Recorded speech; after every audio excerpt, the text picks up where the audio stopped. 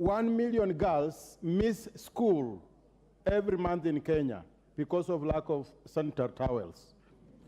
That is a very big number that at different intervals, they do not attend school because of lack of sanitary pads. 2, in my constituency in Tongaren, I have around 170 schools. 90% of those has girls. Madam Speaker, we are moving into the exam period, right from the end of this month to the end of the year. And many girls are going to lose exams because of menstrual hygiene. And therefore, I'm supporting this motion fully, that we need to do, the money which was appropriated need to be dispersed through members of parliament to distribute this standard, female members of parliament, to distribute this money directly to the concerned targets. Thank you, Madam Speaker. Honorable Sabina. And I'm speaking as the MP of Yesu Tongaren, who cares a lot for the girls, Madam Speaker. Honorable member for Muranga, not from Muranga, nominated member. The party leader. Thank you, Madam Speaker, for giving me this opportunity to put my voice on this. Madam Speaker, I want to remind this House that in the 12th Parliament, we moved the issue of sanitary pads, actually it was 11th, from Ministry of Education to the Ministry of Gender, so that the female county MPs who are in this House can be able to distribute these sanitary towels to the schools.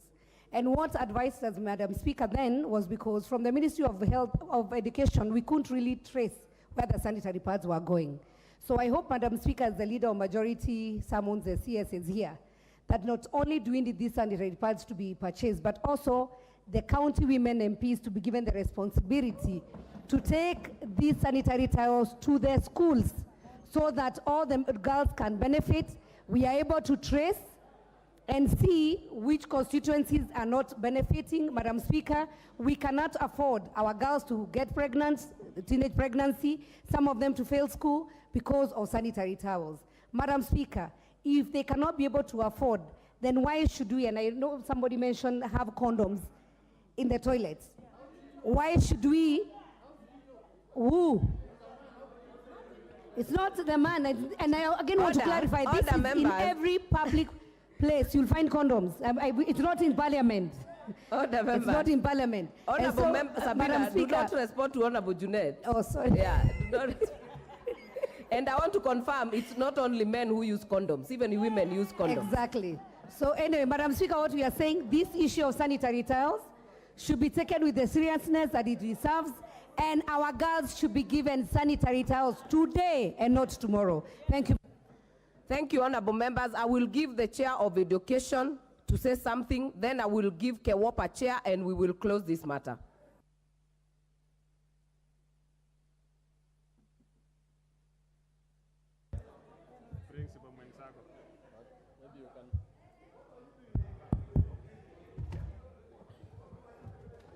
Thank you, Madam Speaker. Madam Speaker, I just want to support the women members of Parliament who've just spoken.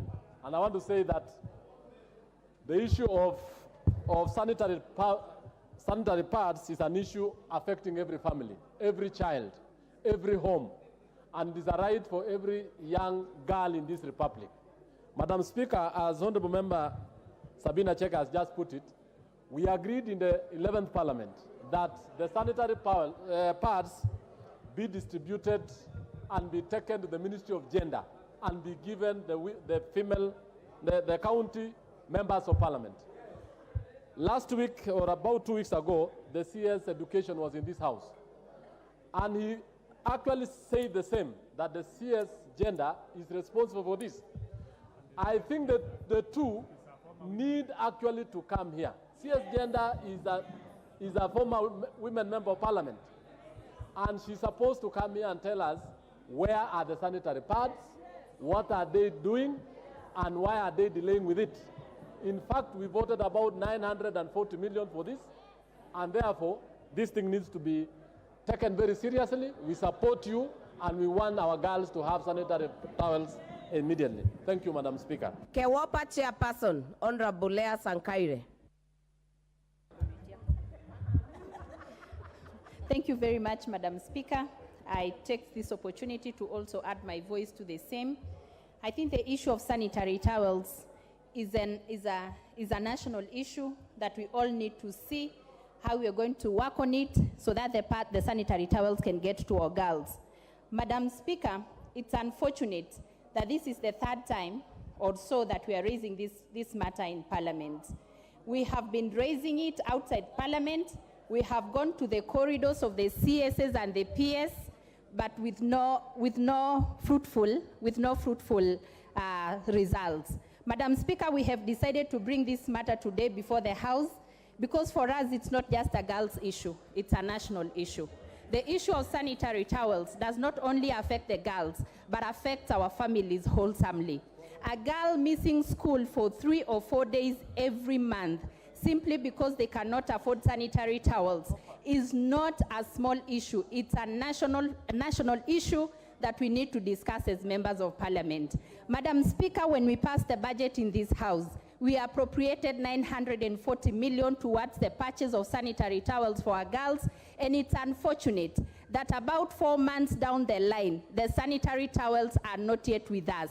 Every single day, women reps goes back home. We get calls from the village, we get calls from the head teachers, we get calls right, left, and center, telling us of the number of girls that are staying at home because they cannot afford the sanitary towels, and we have no answer because someone responsible on that is not doing their job. Madam Speaker, we are simply asking, can the 440 million be channeled to the women representative so that 940 million be channeled to the women representative so that they can procure these sanitary towels, they are conversant with their counties. Thank you. Honorable members will put a close to the debate on this issue. The chair of the Health Committee, the chair of Education Committee, and the majority leader will give a commitment on when and how we resolve this issue. Majority leader, give a way forward on that issue.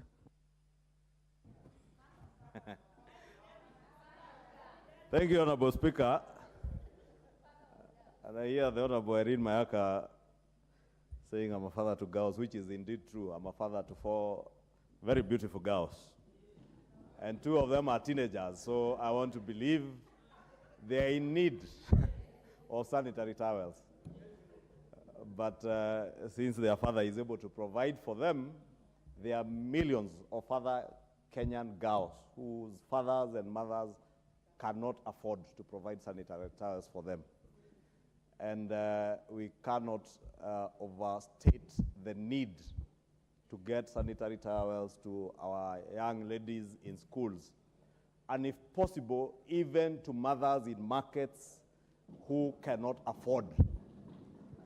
Honorable Speaker, you know, many people in government take it that the political class ask for these things for the sake.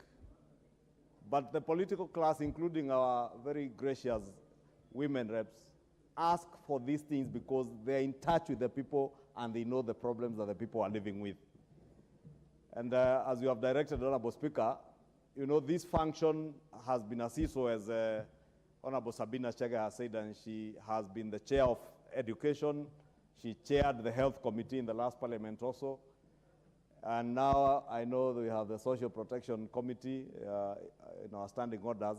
But there has been a CISO between the Ministry of Education and the Ministry of Gender and Public Service. And Honorable Speaker, at one point this function was in the Ministry of Gender, then moved to Education. Now I'm told it is back to Gender, and it's uncertain. As I speak, I cannot speak with certainty where the funds currently reside. And therefore, Honorable Speaker, I will commit to get a statement, a joint statement by the Cabinet Secretary for Education and the Cabinet Secretary for Gender. First to tell us, if because we appropriated money, for all I can remember, in the last financial year we appropriated money for sanitary towels. In this financial year we have also appropriated money for sanitary towels. So we must know from the last financial year, what did that money do if it is indeed true that there are no sanitary towels in our schools? In this financial year, have they procured? Have they delivered? And what are they doing to make sure that that last mile delivery to the girls happens and in due course? So I will commit, Honorable Speaker, hopefully by Tuesday next week to give a statement to the House. Thank you, Honorable Speaker. It is well directed. Note from my direction is not Committee of Health. It is actually the two ministries, Gender and Education. Thank you, Majority Leader. Next order.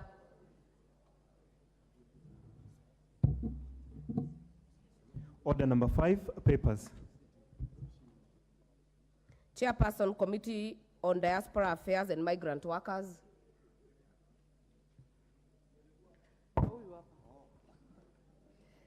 Honorable Speaker, I beg to lay the following papers on the table of the House today, on Wednesday, 4th October 2023.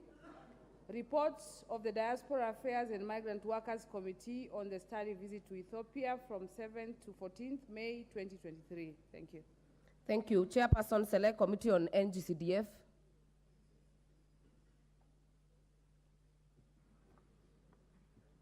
Microphone. This other. Madam Speaker, I beg to lay the following paper on the table of the House today, Wednesday, 4th October 2023. A report of the Select Committee on National Government Constituency Development Fund on its consideration of nominees to the National Government Constituency Development Fund Committee for Balambala, Gatanga, and Nyeri Town constituencies. Thank you. Thank you. Chairperson, Departmental Committee on Finance and National Planning. Thank you, Honorable Speaker. Honorable Speaker, I beg to lay the following papers on the table of the House today, Wednesday, the 4th of October, 2023. Report of the Departmental Committee on Finance and National Planning on its consideration of the following. 1, the Insurance Amendment Bill, National Assembly Bill number 18 of 2023. 2, the Public Procurement and Asset Disposal Amendment Bill, National Assembly Bill number 62 of 2023. And 3, consideration of the sessional paper number 1 of 2023 on the Kenya National Population Policy for Sustainable Development. Thank you, Honorable Speaker. Thank you. Chairperson, Select Committee on Parliamentary Broadcasting and Library. Honorable Speaker, I beg to lay the following paper on the table of the House today, Wednesday, 4th October 2023. Report of the Select Committee on Parliamentary Broadcasting and Library on enhancing reporting of parliamentary business on online platforms. Thank you. Thank you. Next order.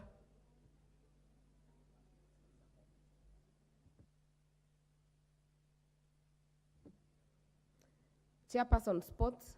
Yeah. Before we go to the next order. Honorable Speaker, I beg to lay the following paper on the table of the House today, Wednesday, 4th October 2023. Report of the Departmental Committee on Sports and Culture on the collaboration and partnership meeting on sports and education held in London, United Kingdom from 16th to 23rd June 2023. Thank you, Honorable Speaker. Member, Chairman, Education Committee.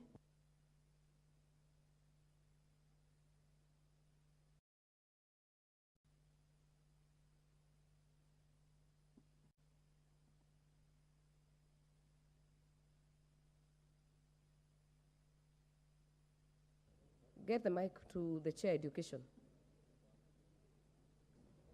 Thank you, Madam Speaker. Madam Speaker, I want to issue a statement from the Departmental Committee on Education and Research. Honorable Speaker, I rise to give the following statement, pursuant to Standing Order 44.2c regarding the infrastructure development funds for junior secondary schools.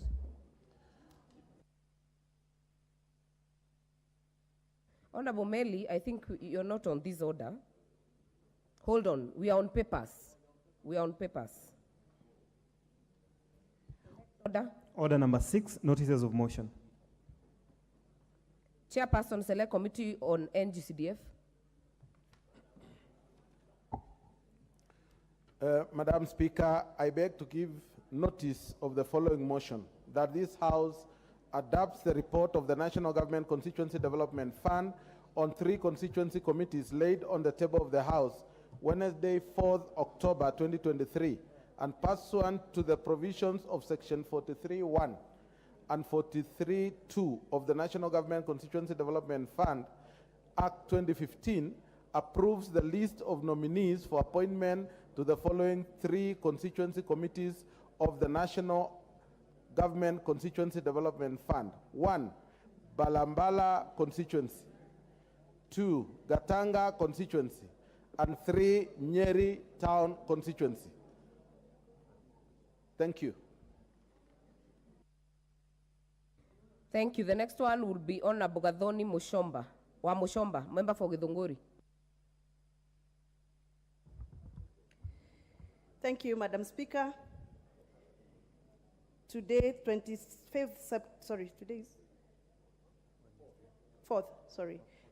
4th of October, I seek to give the following motion: establishment of national policy to combat obstetric violence in Kenya. Honorable Speaker, that aware that Article 43(1)(a) of the Constitution provides for the right of every person to access the highest attainable standard of health, further aware that poor quality of health services, especially maternal care, has been a recurring concern among women in the country, noting that there is increased pre- and postpartum mistreatment and dehumanized care of women by healthcare providers, also known as obstetric violence. Further noting that obstetric violence includes, but not limited to, disrespectful and abusive behavior, physical and verbal abuse, neglect, forced medical procedures, humiliation and assault in the healthcare settings and compounds, concerned that sustained class-based disparities shape different maternal and infant health outcomes, with the women, more specifically in low socioeconomic status, experiencing greater levels of obstetric violence. Further concerned that this is not only affecting women's physical and mental health, but also impacts on the overall health outcomes of mothers and their newborns, significantly contributing to higher maternal mortality rates, cognizant to the fact that there is existing no national policy or framework to address and prevent obstetric violence. Now, therefore, this House resolves that national government, through the Ministry of Health, develops a policy on prevention of obstetric violence in healthcare facilities in the country and provide a framework for regular monitoring and reporting of the cases to curb incidences of pre- and postpartum mistreatment of women seeking health services. Thank you, Madam Speaker. Thank you. The next one will be the Chairperson Select Committee on Parliamentary Broadcasting and Library. Honorable Speaker, I beg to give notice of the following motion: that this House adopts the report of the Select Committee on Parliamentary Broadcasting and Library on enhancing reporting of parliamentary business on online platforms, laid on the table of the House on Wednesday, 4th October 2023. I thank you, Madam Speaker. Thank you. The next one will be Chairperson Departmental Committee on Finance and National Planning. Thank you, Honorable Speaker. Honorable Speaker, I beg to give the following notice of motion: consideration of the session of paper number 1 of 2023. Honorable Speaker, I beg to give notice of the following motion: that this House adopts the session of paper number 1 of 2023 on Kenya National Population Policy for Sustainable Development, laid on the table of the House this afternoon, Wednesday, the 4th of October, 2023. Thank you, Chair. Honorable members, we will, for the convenience of the House, change the order of the order paper a bit. We'll go to order number 8, then we will revert back to order number 7. Order number 8, the Statute Law Miscellaneous Amendments Bill, National Assembly Bill number 60 of 2022. Second reading, question to be put. I therefore put the question that the Statute Law Miscellaneous Amendment Bill, National Assembly Bill number 60 of 2022, be read as second of 2022 be read a second time. As many as are of that opinion say aye. As many as are of a contrary opinion say nay. The ayes have it. A bill for an act of parliament to make minor amendments to the statute law. Order number 7, questions and statements. Order, members. On this one, before we get the CS, we'll have a few members do statements. Honorable Jerry Maina, member for Kirinyaga.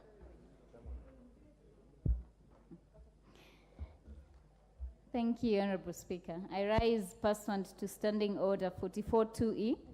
I wish to make a personal statement regarding an assault on me by known assailants in Kirinyaga County.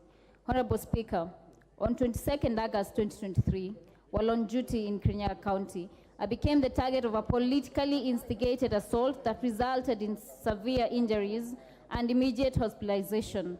This harrowing incident has left a lasting effect on me and the people of Kirinyaga and brought alive the reality of the tumultuous political landscape.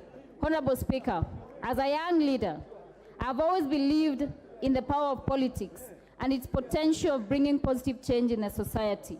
I have dedicated myself to making a difference in the lives of my constituents through my political participation. However, the events of that day shattered my idealistic view of politics and exposed the dark underbelly of power struggles and political rivalries in Kirinyaga County. Notably, the planners, facilitators, and executors of this heinous attack are well known to me, led by Governor Anne Waiguru. Honorable Speaker, the pursuit of political power should never come at the expense of human life and dignity. It is unfathomable that some individuals are willing to go to extreme lengths, including resorting to violence, to achieve their political ambitions and neutralize perceived threats. The attack serves as a stark reminder that the space for young leaders in politics is often under attack and fraught with danger. Nevertheless, we must not be discouraged, but must remain resilient. Our voices have to be heard. As young leaders, we have fresh perspectives, innovative ideas, and the passion to effect real change. It is time for us to step up and take our rightful place in the political arena. Honorable Speaker, my predicament is a call to action for all leaders. We must advocate for political tolerance and create space where differing opinions can coexist. Violence should never be used as an option for settling political scores. Together, we can shape a brighter future for our nation, one that is built on the principles of tolerance, inclusivity, and progress. Honorable Speaker, as I conclude, I extend my sincere appreciation to my constituents and my colleagues in Parliament for the overwhelming support during the difficult period. To the people of Kirinyaga, I assure you, I am committed to serving you diligently and in articulating your interests and concerns without fear or favor, come whatever may. Thank you, Honorable Speaker. Thank you, Honorable Member for Kirinyaga. This being a personal statement, no comment will be made. The next statement will be the member for Tinderet. Honorable members, I know you wanted to speak to this, I can see the interest, but read your standing orders. 42E. 44-2E, you cannot make any comments on a personal statement. Chairperson, Education Committee. Thank you, Madam Speaker. Madam Speaker, I want to issue a statement as a chairperson of the Management Committee on Education. Honorable Speaker, I rise to give the following statement pursuant to Standing Order number 44-2B regarding the infrastructure development for junior secondary schools. Madam Speaker, you may wish to note that the National Treasury allocated the Ministry of Education, State Department for Basic Education 3.379 billion shillings in the 2023-2024 financial year for the construction of classrooms and integrated learning resources centers within the junior secondary schools. Madam Speaker, the amount is a conditional grant and as proposed to be jointly managed by the Ministry of Education and a National Government Constituency Development Fund, NGCDF, to ensure synergy and timeless implementation of the program. Madam Speaker, the amount is allocated to all constituencies based on grade 7 enrollment, and each constituency will merge a shilling for a shilling as a requirement. The 2023-2024 constituency proposals must have a Ministry of Education input approved by the board.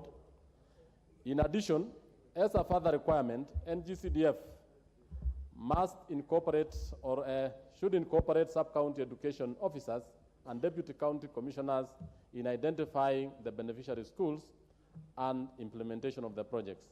Madam Speaker, the statement also has an attachment. In this statement, there is an attachment of all the monies that shall actually be wired to all the constituencies across the country, and it shall actually be based on the number of classrooms or class 7 classrooms every constituency is going to have. Madam Speaker, I want to thank the chair for the budget committee, because in my presentation to the budget committee during the 2023-2024 budget, I actually proposed that these infrastructure funds be taken to every constituency so that the member of parliament can manage it and actually stop the members going to the ministry to plead for these resources. These resources have been actually subdivided to go to every constituency based on the population of that particular constituency or county. As indicated in the table, it shall actually be divided based on the number of schools and the population for each constituency. Madam Speaker, the Committee of Education also saw it wise that in future, when we have more infrastructure funds, it shall be channeled through the NGCDF, where the member of parliament is actually able to make sure that this money is given to specific needy areas. Madam Speaker, I've sat in this parliament for the last 10 years, and I've realized that certain members of parliament would go line up in the Ministry of Education pleading for infrastructure funds, and they would not get it. But this time, with the wisdom of the government of the day, of the Excellency President William Ruto, we have seen it right that this money be taken straight away to the constituencies, and every constituency member, it shall actually be ring-fenced to build the grade 7, grade 8, and grade 9 classrooms or laboratories, and the ministry is asking that you add the shillings that you have been given, and for those who have not, who have gotten that amount. From this document, I have seen areas where there are a lot of population, they get more money, which is actually the reason why, even in our last discussion, even in the NGCDF, the higher the population, the more the amount. Madam Speaker, thank you. Thank you. Before I call the next statement, allow me to recognize in the public gallery members visiting Parliament, PCA Ifiriga Church Women's Guild, Chuka Igambangombe constituency, Tharaka-Nithi County, seated in the public gallery. On my own behalf and of the House, we welcome you to observe the proceedings of the House. We will give the next opportunity to the member for Mathare.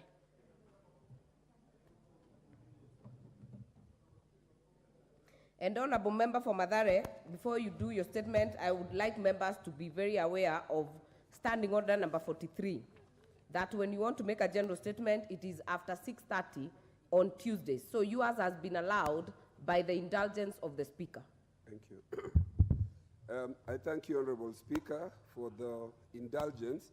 I rise to raise this general statement on deployment of 1,000 Kenya police officers to the Republic of Haiti.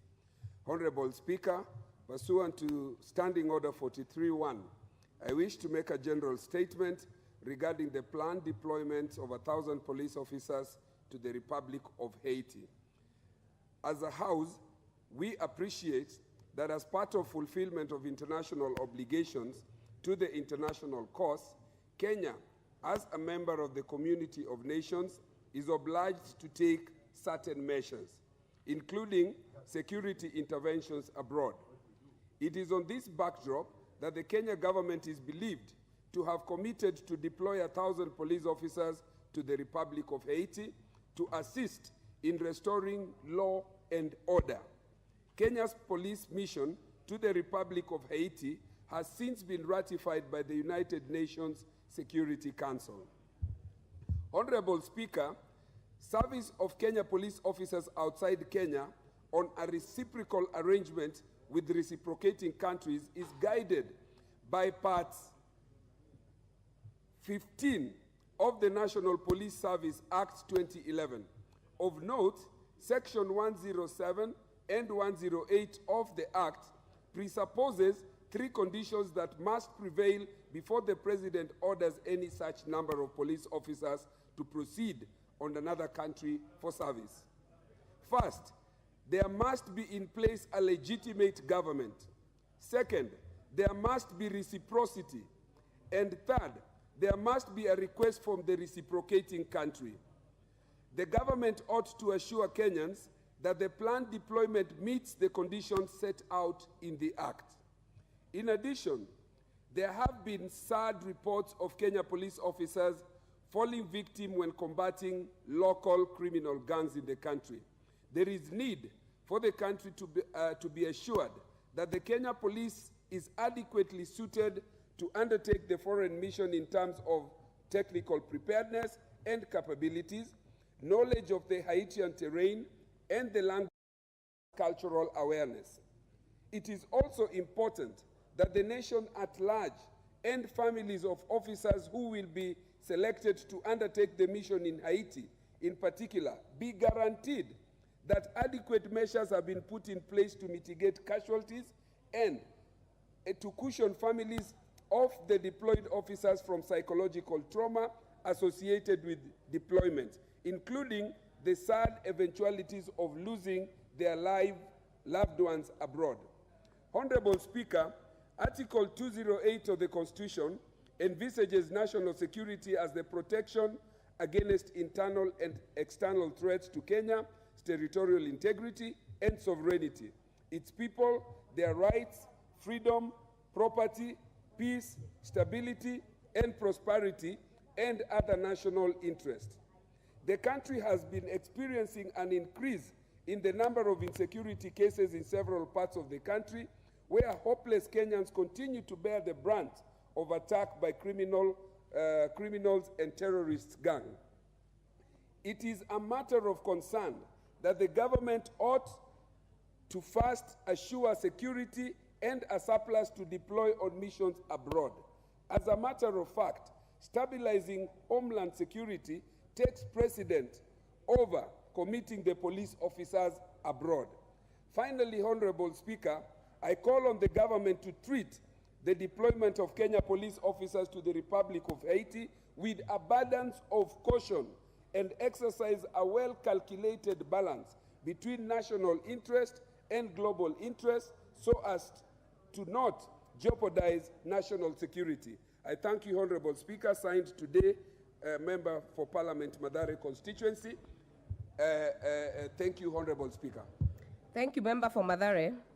Honorable members, Standing Orders 43, you can read it all the way to 3, has given the leeway for the Speaker to exert discretion. So I'll give 3 comments of a maximum of 3 minutes each. Then we will get to the CS because she's already here. I'll give the Leader of Minority first. Thank you very much, Madam Speaker, for using your discretion very, very wisely in the manner you've done. Madam Speaker, the issues raised in Honorable Olwach's statement are grave. They are extremely weighty issues that this House must get seized of.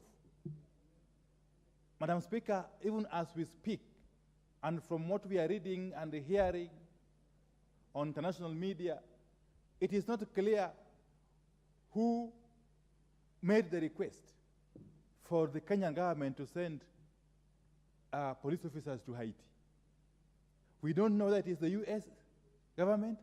We don't know that it's the Haiti government. We don't know whether it is the UN. Even though later on the UN passed a resolution at the Security Council. But that was a very general resolution.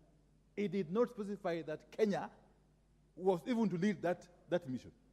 I was very keen. That Security Council resolution did not name Kenya as the leader of that mission, that very dangerous mission. So it behoves, even as we wait for the CS to come here next week to explain, we must express ourselves as a house that this is an extremely dangerous adventure. Extremely dangerous adventure, which is ill-thought, which is reckless, and which is, I would say, very careless. It is extremely careless of whoever has conceived of this very, very ill-conceived notion. Madam Speaker, I conclude that even as the CS comes, let the House register its feelings. And there's no point of trying to say, no. Just wait. You will talk, Honorable Pukose. Yes. As far as I know, you have got no expertise on Haiti matters. Just relax and deal with the health issues. Yeah. Madam Speaker, I'm speaking from a point of authority and knowledge. Yes. We cannot use our children as guinea pigs on an international arena. Our children cannot be used as guinea pigs on an international arena. Why can't the U.S. send its policemen to Haiti, which is next door? Haiti is just next door. They can even go by boat. Thank you, Minority Leader. Honorable Member for Endebess. Madam Speaker, I want to make a comment on the statement by the Honorable Anthony Lodge on Kenya taking its police officers to Haiti. And I want to dissociate myself from the comments made by the Minority Leader with all due respect. That Kenya has been known to participate in international peacekeeping missions, whether in Somalia, whether in Namibia, whether in Darfur, and many other places. So, Honorable Speaker, because of the distinguished service of our servicemen, whether in the military, lately in Congo, EDRC Congo, in Goma area, or even our police officers, I think it is not in good faith to condemn a noble action which our police officers are going to carry out in Haiti. And the UN, when they discussed and made resolutions, it was actually unanimously passed to support Kenya's mission of 1,000. I know there was abstaining by China and Russia. I'm well informed about that. But it was unanimous, because abstaining does not mean opposition. And therefore, I think we should be able to respect the decision of the government and give all the support necessary to our police officers to carry out peaceful missions in their new mandate, which is under the UN in Haiti. With those few remarks, Madam Speaker, I want to support the decision by our police officers. Honorable Junet. Thank you, Madam Speaker. Madam Speaker, this is one of the most dangerous missions that the government of the Republic of Kenya has ever sent outside this country, Madam Speaker. Madam Speaker, numbers don't lie. The statistics are very clear. In the last 9 months, 2,400 people were killed in Haiti by gangs. 900 women were raped. 900 people were maimed. The statistics are there in black and white, Madam Speaker. Madam Speaker, this is a country that has killed, I don't know, 3 or 4 presidents of theirs. 4. And you're sending here people who normally carry, these jembe rungus to just beat us as mere people in the street here, Madam Speaker. Madam Speaker, you think it is a business of jembe rungus in town here, there? Madam Speaker, this is a serious matter, and I want to thank Honorable Oluoch for bringing it. Madam Speaker, this is a matter that requires deep thoughts, Madam Speaker. Look, as a neighbor, we are dealing with insurgents from Somalia on Al-Shabaab, and every day we are having casualties. The shores of Florida is just 2 hours from Haiti, Madam Speaker, by boat. 2 hours only by boat to Florida. Why are you not helping those people? Why do you want to send Kenyans there, Madam Speaker? This one, I strongly oppose, Madam Speaker, and this matter should be brought to Parliament first for debate and ratification before any police officer leaves this country. Otherwise, your time is up, Honorable Junet. I will indulge the majority leader, but honorable members, also remember, member for Mathare has made a general statement. So there are other avenues of bringing this issue to the floor, but I'll give the majority leader, we close it at that and go to the questions.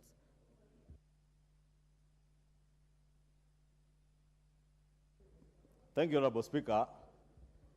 Let me thank the member for Mathare, Honorable Anthony Aloch, for that general statement, which I must commend him because it was done in a rather professional manner, not in a manner to disparage our officers, not in a manner that is unpatriotic, as the leader of minority and the minority whip have endeavored to show their unpatriotism in disparaging our officers, our sons and daughters in uniform. And Honorable Speaker, we also can't use this floor to discuss a friendly nation like the United States of America.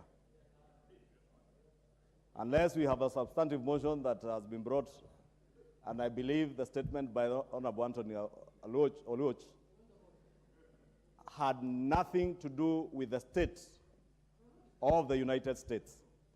Therefore, even to be imputing improper motive on the United States or indeed our officers who are being deployed in parts of the world, and we are part of the global world and the nations of this world, Honorable Speaker. And I've heard what the Honorable Junet is asking, that they share borders, of course, with other countries, just like the Kenyan state does not share a border with the Democratic Republic of Congo. And our officers are there, with the approval of this House. Therefore, Honorable Speaker, if we are part of the community of nations, we must act as part of that community of nations. Today it is Haiti. Who knows? Tomorrow could be one of our neighbors. Could be us, if we allowed Honorable Junet and Honorable Pio and I to continue with the reckless civil riots that we saw them engage in earlier this year.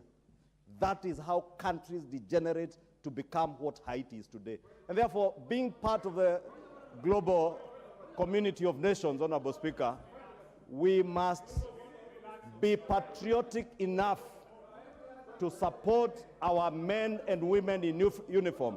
And Honorable Speaker, that does not mean that if we are sending our sons and daughters to a faraway country, Honorable Speaker, to serve in the community of nations, the best we can do is to encourage them, not to instill and sell fear to them and their families. That is a height of unpatriotism. That is a height of Honorable being Amboka, reckless what is out as of order? leaders.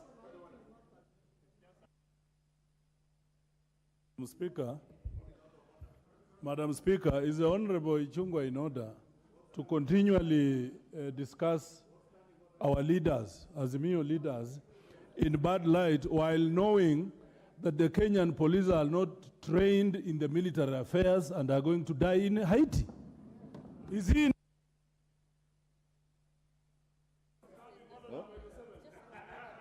Majority Leader. Honorable Speaker, please allow me to ignore the Honorable Jack Wamboka, the member for Bumula, because he may not understand some of these things and we understand him. Because, Honorable Speaker, I was saying the police are going to Haiti on a policing mission to restore law and order like they do every day. Honorable Speaker, they are not going into a nation where there is war.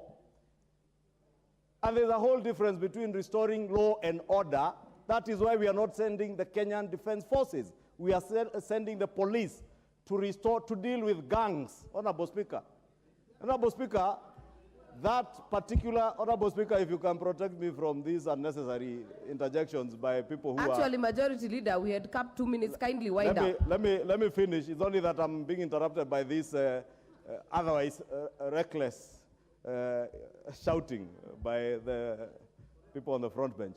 Honorable Speaker, I was saying, let us be patriotic enough not to sell fear to our officers, to encourage our officers. Many young men and women in this country are waiting for police recruitment to Majority join Leader, those do you want to forces. be informed by Honorable Junet? I definitely would not desire to be informed on any subject. You have 30 touching seconds. on security Wind by up. the Honorable Junet, 30 not on seconds. security. Majority Leader, 30 seconds. I do Wind not. up. I do not wish to be informed. Honorable Speaker, I was saying, let us allow our officers and as many young Kenyans wait on the waiting lines to join our forces, be it the police service, be it the military. As leaders, we must be in the forefront to show patriotism, to support them, encourage them, and ensure and pray for them as they go to serve the community of nations, Honorable Speaker.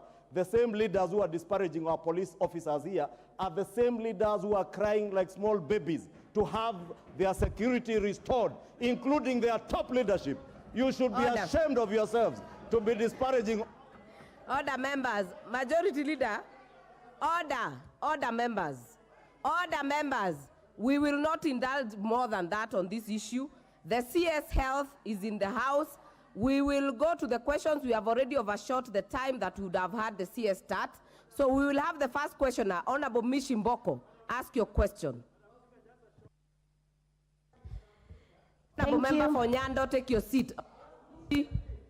Honorable Mishi, ask your question. Thank you, Madam Speaker. Madam Speaker, I raise to ask question 009 of 2023. Could the Cabinet Secretary enumerate the data analysis in respect of cholera cases in areas where oral cholera vaccination exercise was conducted in February 2023? B, state the contribution of International Coordinating Group, ICG, in the cholera vaccination campaign, including the number of vaccine doses and the condition associated with this support in the country. 3, elaborate on the strategies that the Ministry in collaboration with county government have put in place to ensure effective distribution and administration of cholera vaccine in the most affected counties in the ongoing oral cholera vaccination drive. And the last one, state the number of personnel involved and resources allocated to the ongoing oral cholera vaccination drive. I thank you, Madam Speaker. Thank you, Honorable Cabinet Secretary. Please note we have quite some number of questions, so keep your answers short and precise so that we can make progress. Please take the microphone.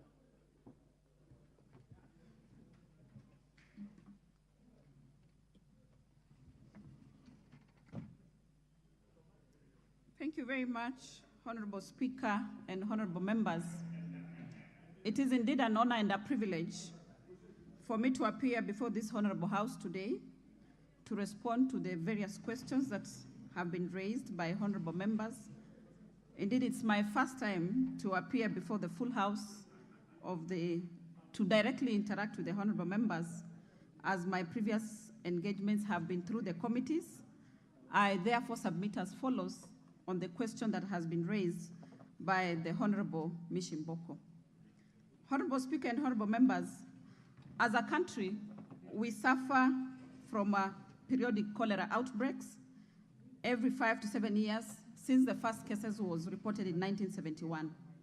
The current cholera outbreak has been ongoing since October 2022, and to date, we have reported 12,000 cases and 197 deaths.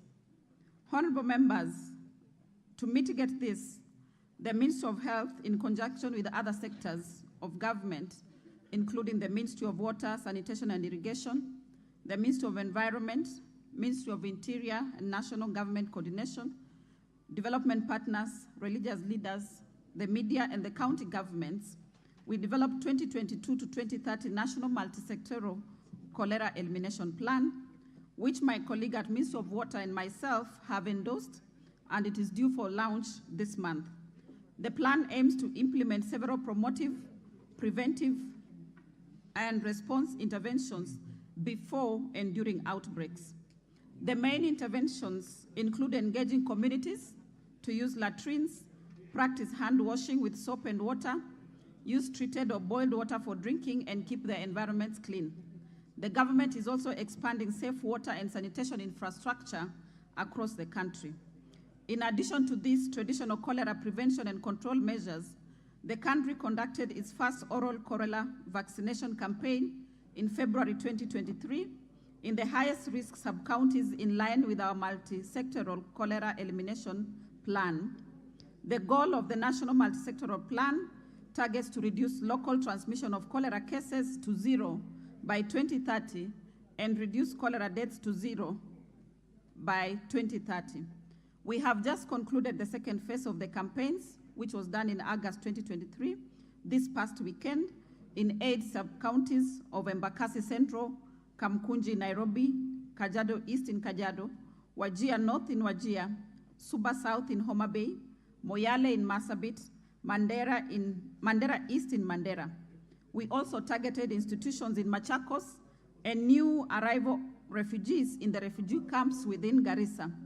The August 2023 campaign targets to reach 1.7 million people. The February campaign involved 9 sub-counties in 4 counties, Embakasi East and Mathare in Nairobi, Wajir East and Wajir South in Wajir, Garissa Town, Dadaab, Fafi, Lajera, including the refugee camps, and Bura in Tana River County. We targeted to reach 2.2 million people, and we were able to vaccinate 99.2% of them.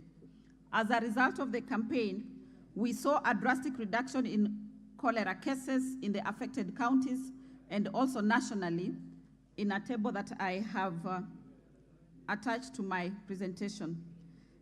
Speaker and honorable members, the contributions of International Coordinating Group, including vaccine doses and conditions.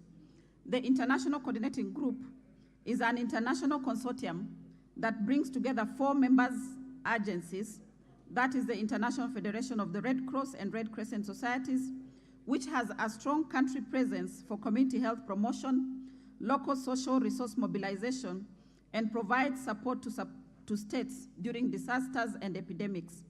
The second agency is Medicines Sans Frontiers, which is an independent field-based NGO that provides healthcare to vulnerable populations in emergency settings. The third agency is the United Nations Children Funds, UNICEF, which conducts wide-scale vaccine procurement and shipment and provides technical support on campaign planning, implementation in country, focusing specifically on social mobilization and cold chain. And the fourth agency is World Health Organization, which provides global public health advice and technical support to countries during outbreaks.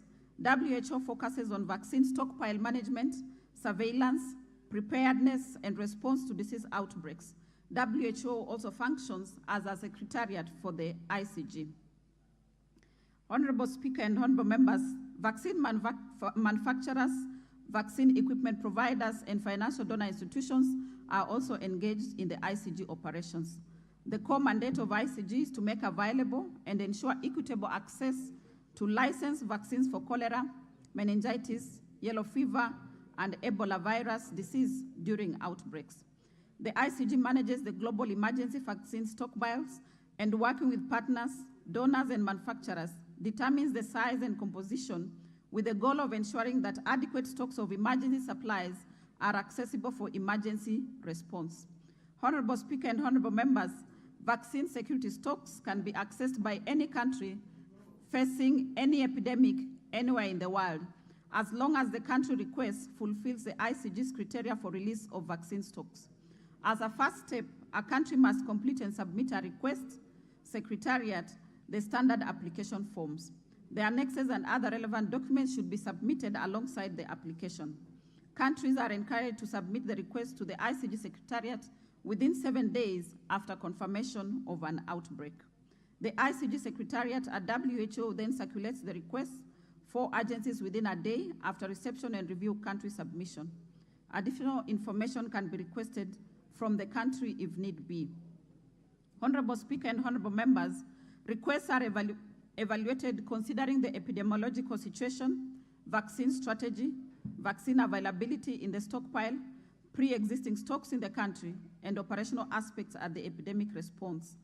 Gavi, the Vaccine Alliance, finances the ICG stockpiles of cholera, Ebola, meningitis, yellow fever vaccines, and Gavi-eligible countries can receive the vaccine free of cost. Non-Gavi-supported countries are responsible for reimbursing the cost of the vaccines and its transport for finding a source for the operational costs of the campaign. Once the request for vaccine supplies has been approved by ICG members, a process is put in place to ship the vaccines and supplies. Prior to shipment, the recipient country must demonstrate that there is sufficient cold chain capacity to receive and store the vaccines and supplies. Additionally, customs and regulatory approvals must be granted and provided to UNICEF. Honorable Speaker, as a country, we have categorized all counties according to their cholera risk status as part of our national plan. For the February campaign, we received 842,952 doses of the vaccine, which was sent to Dadaab and Fafi sub-counties and the refugee camps. And we also received 1,370,991 doses of the Uvocol vaccine, which we sent to Bura, Lagdera, and Garissa, Wajir East, South, Embakasi East, and Madare. The Gavi Alliance supported the vaccine and operational costs of the campaign. WHO is responsible for funds administration in country. During the current round, we targeted 13 counties based on their confirmation of outbreaks, but only 5 high-risk counties, namely Nairobi, Kajiado, Marsabit, Homa Bay, Wajir, were approved, including institutions in Machakos and new arrival refugees in Garissa.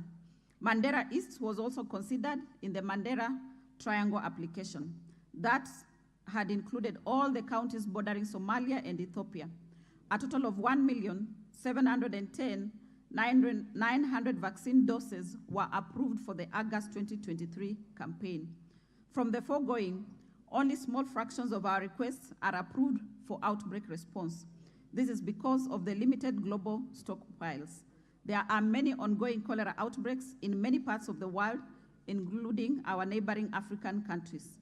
The ministry is, however, working with the ICG, the Global Task Force on Cholera, and Gavi to finalize the multi-year preventive oral cholera vaccine plan to ensure we protect the high-risk counties. Speaker and honorable members, I would like to emphasize that the oral cholera vaccine is a complementary intervention that must be implemented alongside the basic water, sanitation, and hygiene measures. On the third part of the question, Honorable Speaker and honorable members, the strategies that the ministry, in collaboration with county governments, have put in place to ensure effective distribution and administration of the vaccine. Honorable Speaker and honorable members, the ministry, in conjunction with participating counties, has established incident management structures at both levels that comprise teams responsible for coordination, planning and logistics, management and operations. To ensure effective distribution of vaccines, national and county teams have been trained on all aspects of the campaign, which not only include vaccine administration, but also surveillance, case management, prevention, risk communication, and community engagement. Granular micro-planning at county level has ensured that all households and other areas of community congregation have been mapped and are being visited by vaccination teams. Our primary vaccination strategy is through house-to-house visits. However, we are also vaccinating in health facilities and temporary fixed posts such as markets and schools in the participating counties. We also have teams specifically trained to reach hard-to-reach areas and transit areas in the counties. To support these efforts, transportation and facilitative field allowances have been supported by the Gavi Alliance through the ICG. The ministry and the county departments of health have trained and deployed supervisors at all levels. We have also deployed innovative ICT supervision tools to monitor the campaign. We are also reviewing daily campaign performance through daily review meetings at both national and county levels. the number of personnel involved, and resource allocated to the ongoing cholera vaccine drive. Honorable Speaker and honorable members, a total of 14,812 personnel are involved in the campaign directly. This number includes community health promoters, healthcare workers acting as vaccinators, field team supervisors, sub-county supervisors, county supervisors, national supervisors, and partners supporting the field teams. The total operational costs for the campaign is 129,422,534 Kenya shillings. I submit, Chair and honorable members. Thank you, CS. We will allow the questioner the first chance to ask a follow-up question, then we'll have one more, as has been guided by the House. Honorable Mishi. Thank you, Madam Speaker. Madam Speaker, I just want to appreciate the Cabinet Secretary for a detailed response on my question, but I just want to put a supplementary question on what he has just answered. As we see that the El Nino is just around the corner, I just want to understand whether there are some areas of collaboration which have started engaging the county government to ensure that the El Nino is not going to affect most of the part of this country.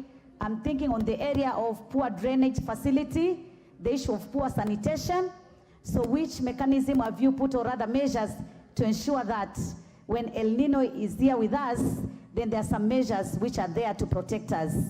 The other issue is that because now you are through with the pilot program on the cholera vaccination, when are you going to roll out the full vaccination to all counties? Because now, because of El Nino, it's like all the counties are going to be affected with waterborne diseases, where cholera is among them.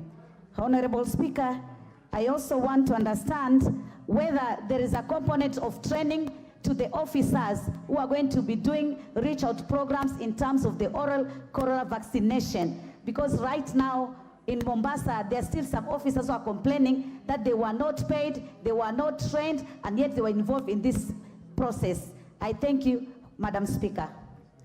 Honorable CS, note the follow-up questions, and you'll do one response. Member for Yatta, if you're willing to ask a follow-up question, kindly indicate in the intervention. Thank you, Madam Speaker, and thank you to the CS. I think my question ties to what Honorable Misho has already asked, but on medical supplies, how many medical supplies, or how much are you budgeting for medical supplies in most of the constituencies? Thank you. CS, please take and answer those follow-up questions.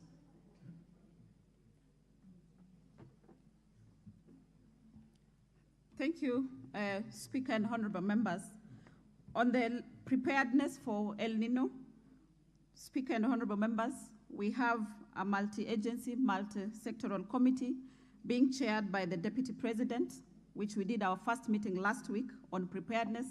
And equally at the ministry level, we have a committee that is working on preparedness. We have submitted our budget to the joint committee of the multi-agency that is being discussed this evening. Chair, Speaker, and honorable members, regarding the payment to the staff who worked on the cholera vaccine, I have confirmed that at the ministry level, we have done all payments. But also want to say that this exercise was being done in collaboration with the county governments. So we will need to verify if all county governments have been able to pay their people who participated in the vaccine campaign. Lastly, Madam Speaker and honorable members, on the issue of supplies, we do our annual budgets for health commodities and supplies, and so far we have been able to put to tender for this year a total of supplies worth 5 billion shillings, and that is to cater for all the facilities.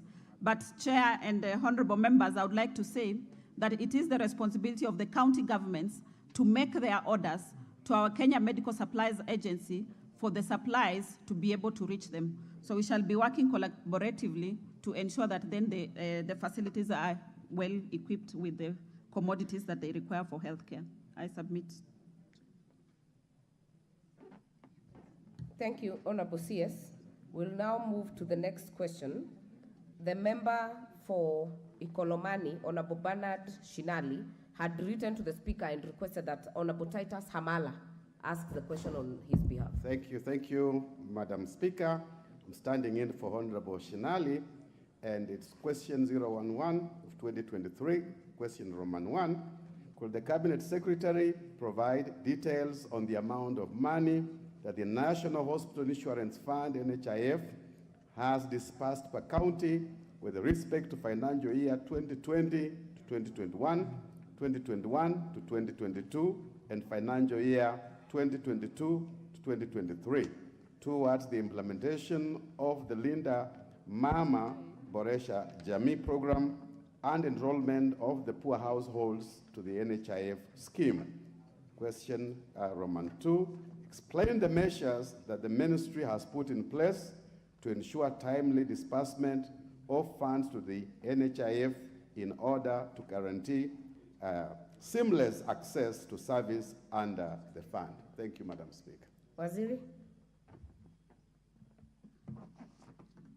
Thank you, Madam Speaker and honorable members.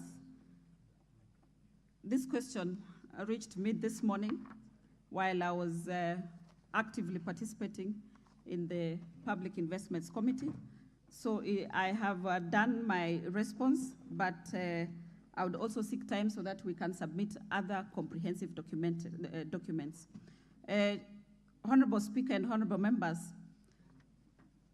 for the 3 financial years requested by the Member of Parliament from Ikolomani, the NHIF disbursed a total of 14,550,650,327 Kenya shillings, broken down as follows. 2020-2021, Kenya shillings, 4,950,996,788. The year 2021-2022, 4,659,611,252. 2022-2023, 4,940,042,287 shillings.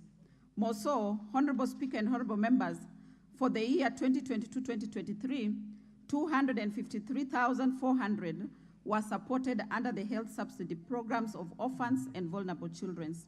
The same year, 587,900 were supported under the health subsidy programs for older persons and persons with severe disability. And lastly, of the same year, 978,484 persons were supported under the UHC program.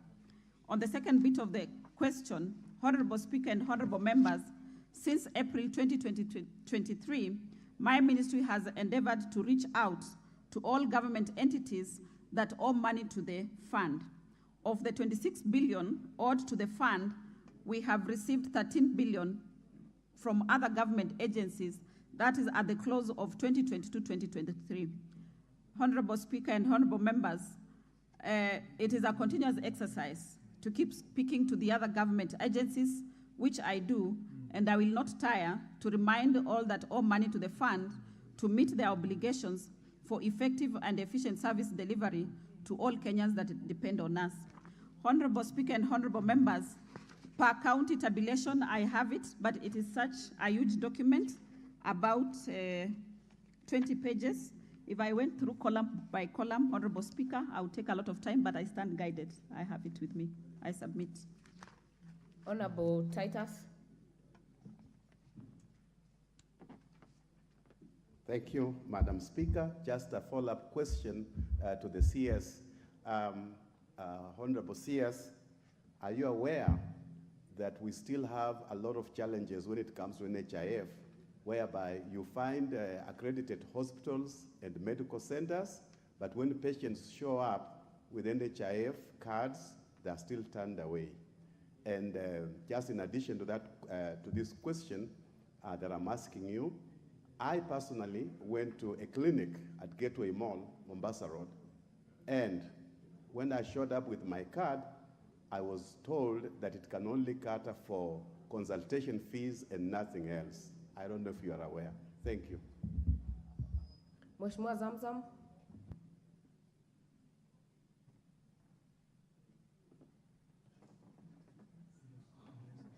Asante sana Mheshimiwa Spika, na mimi swali langu linaenda kwa Waziri wa Afya. Sote tunajua kuwa NHIF inasemekana kuwa itarudi upande ule mwingine katika vitengo vitatu. Mheshimiwa Waziri, mimi nataka kujua wale wafanyikazi ambao walikuwa wakifanya katika idara ya NHIF mumewapangia kitu gani? Maanake tunasikia wengine watambua waende nyumbani. Hawa ni wafanyikazi na Kenya na wakati mgumu sana. Kwa hiyo naomba unijibu kuwa wale wafanyikazi wa NHIF mmewapangia kufanya vipi? Asante sana. Honorable CS, I want to note to you that the bill is still in Parliament. On the question of Mheshimiwa Zamzam, respond to the question from Honorable Titus. This one, the bill is not even assented by the President, so let us avoid preempting bills that are still before the House or the Senate. So answer to Honorable Titus, and I think I would direct that the document that is one of your responses be submitted to the questioner so that he can be able to follow up on the question.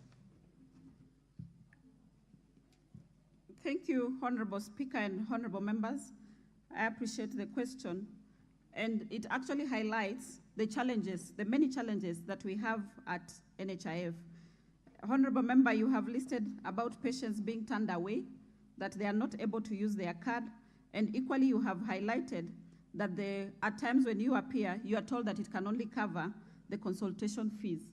Honorable Speaker and Honorable Members, we have a myriad of challenges, and that is why we are working on reforms of being able to reform NHIF, so that we are able to work on this. And Speaker and Honorable Members, we have now defined essential benefits package where all Kenyans will be able to access services without a limit and without exclusions. And therefore, Honorable Speaker and Honorable Members, I would like to seek indulgence of members that you allow us to go through the reforms that we have put at NHIF so that all this myriad of challenges that we experience, we can be able to put them behind us. I submit, Speaker and members. Bomboko, what is out of order? Honorable Speaker, with respect and thanks, I see a danger of the CS telling the House that people will not receive medical care until when we do the reforms. I totally agree with you that in terms of the reforms, the bills are here and it's still property of the House. But meanwhile, as a follow-up of what Mheshimiwa Amala was saying, does it mean that, Honorable Speaker, does it mean then that no NHIF services will be provided until when we transit? That's a danger given that people are outside, they are sick. Thank you, Honorable Member. Honorable CS, can you clarify? Thank you, Honorable Speaker and Honorable Member. Services at NHIF are continuing to be offered, and we are continuing to work.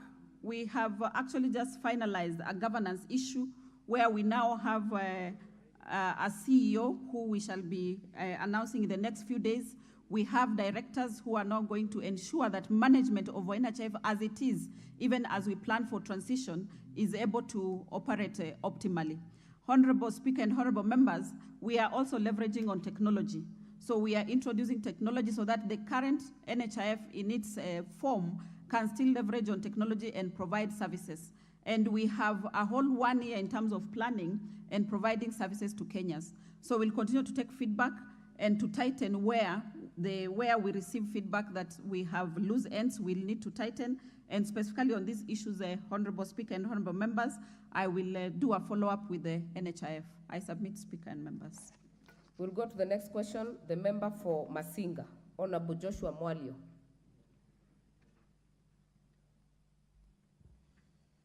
Thank you very much, Madam Speaker. I rise to ask the Cabinet Secretary for Health. Could the Cabinet Secretary explain the reasons for failure by the Kenya National Hospital, KNH, superannuation scheme, DB scheme, to settle pension benefits owed to retirees, its non-compliance with the updated and applicable calculations of such a pension benefits, and state the genesis of the miscalculations.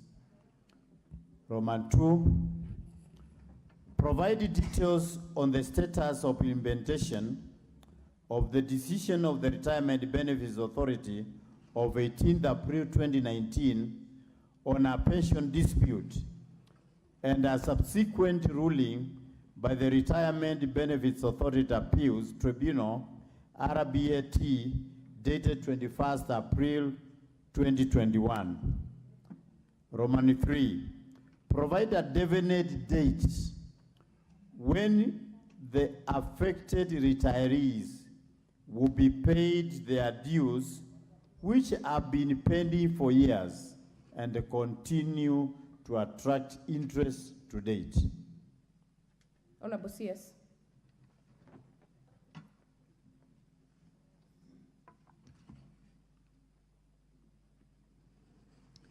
Thank you, Honorable Speaker and honorable members.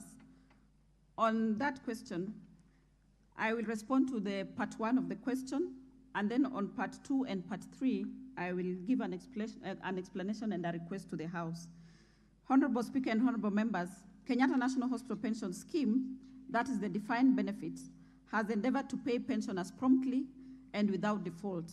And that is to clarify that on a monthly basis, the retirees get their pension. This scheme was closed to new entrant via a government directive treasury circular of number 18, 2010, dated 24th November 2010. There have been concerns, however, on how the benefits have been calculated, especially after the closure of the defined benefit scheme to new entrants.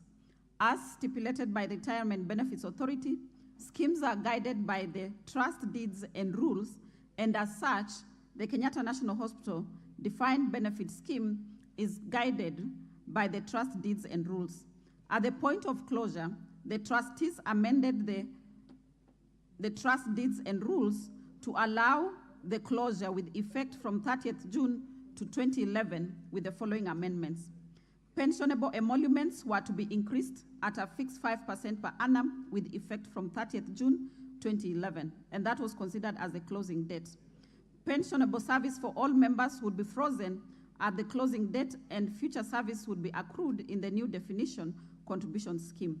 This amendment was rejected by the Retirement Benefits Authority, indicating it did not conform with the existing laws in the following ways. Members aged 45 years or above as at the closing date were to be given an option of remaining in the scheme and continue to earn benefits in respect of pensionable service after the closing date. The evaluation rate of 5% per annum did not meet the minimum threshold of 7% as set out in Clause 321 in the Prudential Guideline for Scheme Conversion.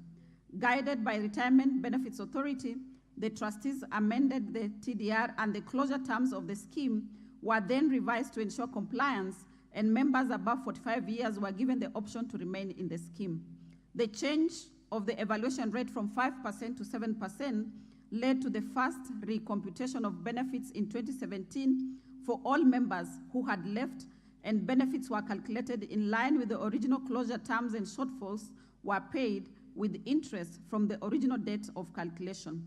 In 2017, trustees received complaints from pensioners that the salary applied in the recomputation was not the salary at the point of exit, but rather the salary at the closure date of 30th June 2011, which grew at 7%. The recomputation of the benefit was done and the additional benefits paid. In 2019, the retirees petitioned the Retirement Benefits Authority, questioning the trustees' use of pensionable salary capped as at June 2011 and not salary preceding retirement date. These complaints have developed and led to a decision by the Retirement Benefits Authority dated 18th April 2019 and the tribunal case. Honorable Speaker and honorable members, I have learned this morning that we have a new direction from the Retirement Benefits Authority. So I would like to seek the indulgence of the Speaker and honorable members that you allow me to go and look at the new regulations that have been issued and provide a substantive response up to the effective dates, that is to part 2 and part 3 of the question in a future date at a time when I'm allowed to do so. I thank you, Honorable Speaker and members. Honorable Mwalio, I will give you the first go, also noting the explanation by the CS on part 2 and 3. Yeah, in the response, it was, you had indicated that the settlement will be done on 30th November. Now, are you saying that the directive that you have now gotten is different from what you have written here? And can you, if that year stays to be so, can you commit to this House that 30th will be the final day for them to be paid? Question number 2. The advice of this scheme is regulated by RBA. Why can't the scheme heed to the advice of the scheme and settle these debts once and for all? I rest my case. We will have one more question from the member for Tetu.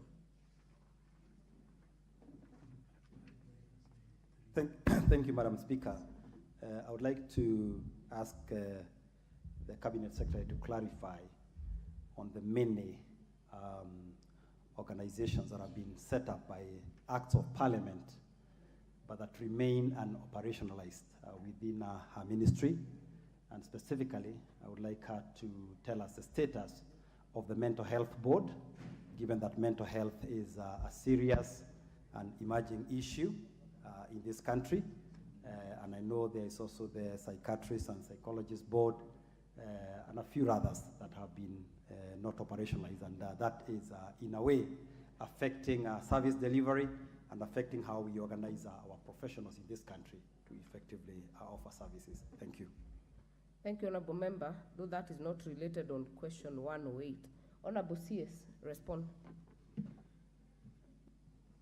Thank you, Honorable Speaker and Honorable Members. As I had requested earlier, it's true I had a written submission and it had a date of 30th November. However, based on the new advice that we have received from Retirement Benefits Authority, I would like to seek for more time, and I can only advise as to when we can be able to substantially close that after I have read through the advice. However, Honorable Speaker and Honorable Members, I would like to say that since this matter came up, we have had advisories from the Retirement Benefits Authority 3 times, in 2019, in 2021, 2022, and the one that has just come, that is 2023. So I would request for your indulgence that you allow me to look at the new advisory that has come and see how best then we can be able to take care of the retirees. However, Madam Speaker and Honorable Members, I would like to clarify that on a monthly basis, retirees receive their monies. So it is a continuation, it's an ongoing exercise. It's not like they have been locked somewhere and waiting for this. They keep receiving it on a month basis. Madam Speaker and Honorable Members, I would also like to say that the same RBA also has given a directive that it is important that even as retirees continue to petition for extra benefits, the scheme currently has an actual deficit of 7.5 billion and the funding level is at 50.1%. Further recalculation of the benefits is likely to bring this funding to below 50%. RBA itself has advised that whenever the fund is below 50%, the trustees will be expected to process benefits to the extent of the funding level with a requirement of the sponsor to cover the balance. The National Treasury has been supporting the scheme, Madam Speaker and Honorable Members, annually with 100 million. However, this still does not meet, and we have so far put in a request for 300 million for the National Treasury to support. So I'll wait and be able to advise the House at a future date once we have harmonized with the new advisory that we have received. Madam Speaker and Honorable Members, on the issue of mental health, I would seek indulgence that I respond to it because there is a question touching on mental health. So I'll be able to respond to it. I submit. That is well noted and agreeable because I also note it is not part of this question. The next question will be by the MP for Kiambu, Honorable Mashua Waithaka.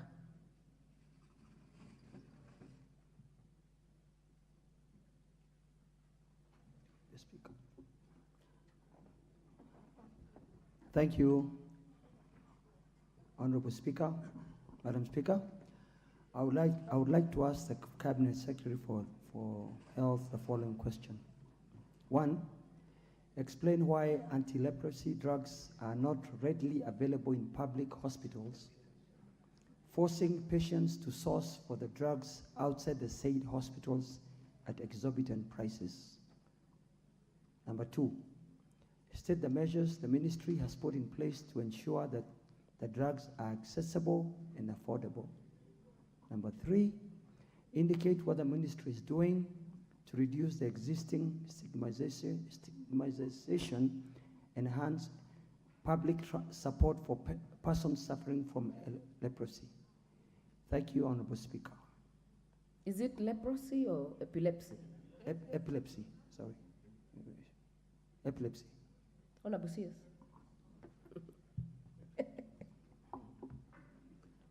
Honorable Speaker and honorable members, epilepsy is one of the non-communicable diseases which is a top priority for the Ministry of Health.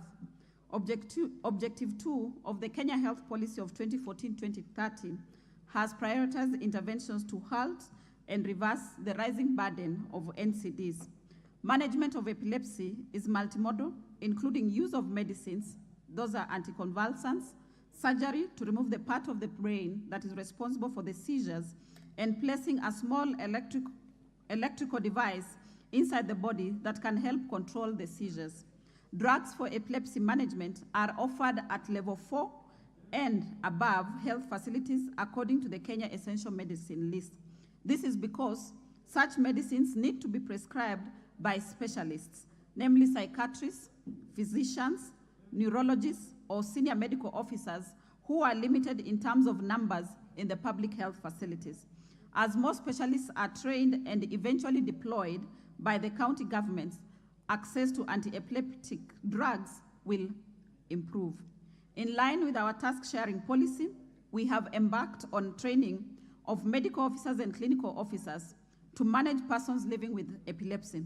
This will ensure that patients have access to anti-epileptic medicines, as the facilities will have trained healthcare workers to prescribe and monitor the use of these medications. Honorable Speaker and honorable members, on the second part of the question, my ministry is working with the pharmaceutical sector and other stakeholders on pricing guidelines for health products and technology to address the uncontrolled markup on pharmaceutical products that is a major driver of increasing costs of medicine along the supply chain.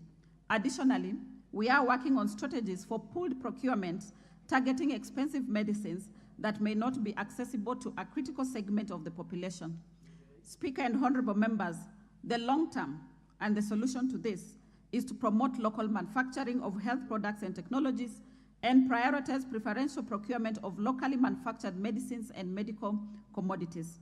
To increase access to anti-epileptic medicine, my ministry has been holding consultations with county governments on the need to enhance availability of NCD medicines, including anti-epileptic drugs. Improving access to anti-epileptic medicines will improve the quality of life of patients suffering from epilepsy, leading to better life and productivity. On the third part of the question, Madam Speaker and honorable members, stigma against epilepsy is real and is due mainly to lack of information about the disease by the general public.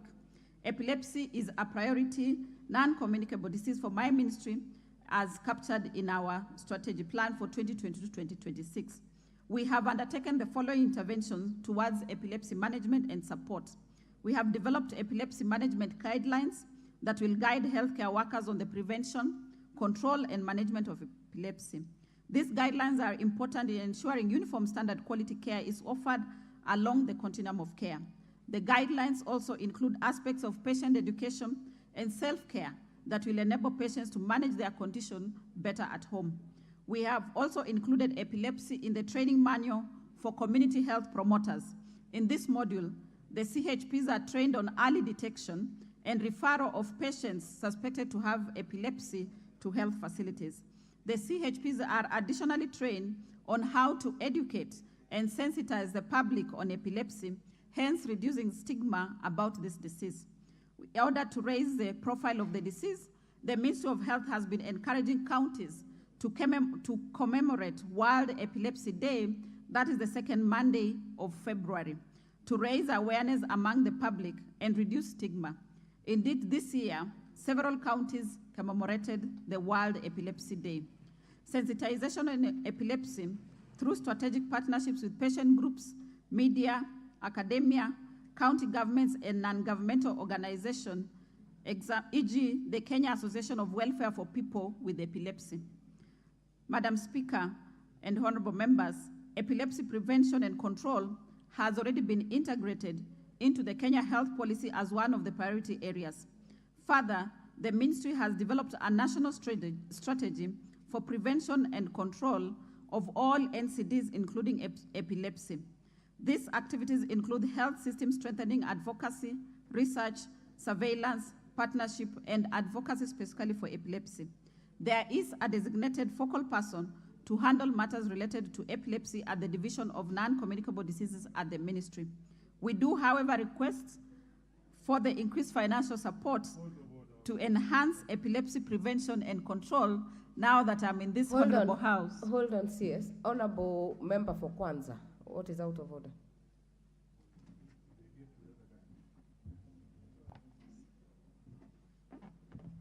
There's a bit of disruption at the back, and this is a very serious presentation. Would you please make them to talk silently, please, because they're actually distracting us.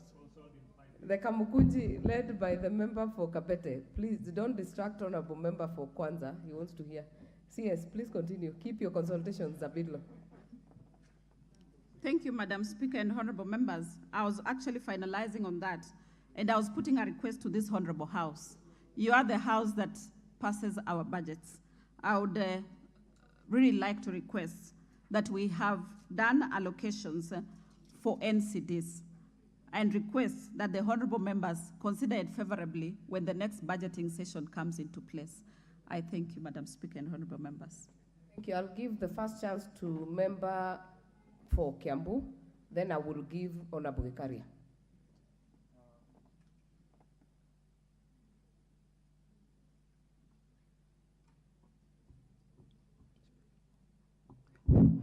Thank you, Honorable Madam Speaker.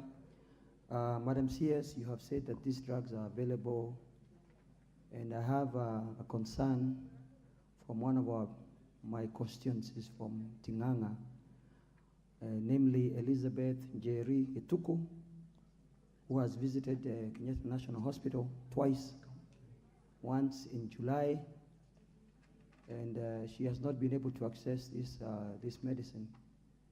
So I would urge you to make sure that we have these drugs, because it's becoming very frustrated for our people to access these drugs, and most of them are from very humble backgrounds. Data from the Ministry of Health indicates that Kenya has around 3.4 million people living with epilepsy,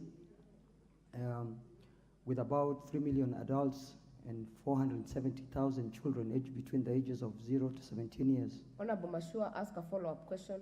Yes, Not so, debate it. Yes, your Madam Speaker.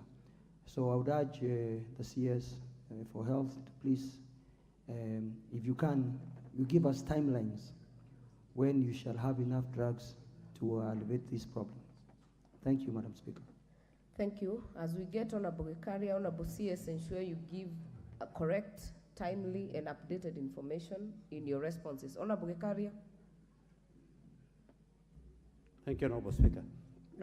Just a follow-up on what my colleague for Member of Parliament for Kwanza.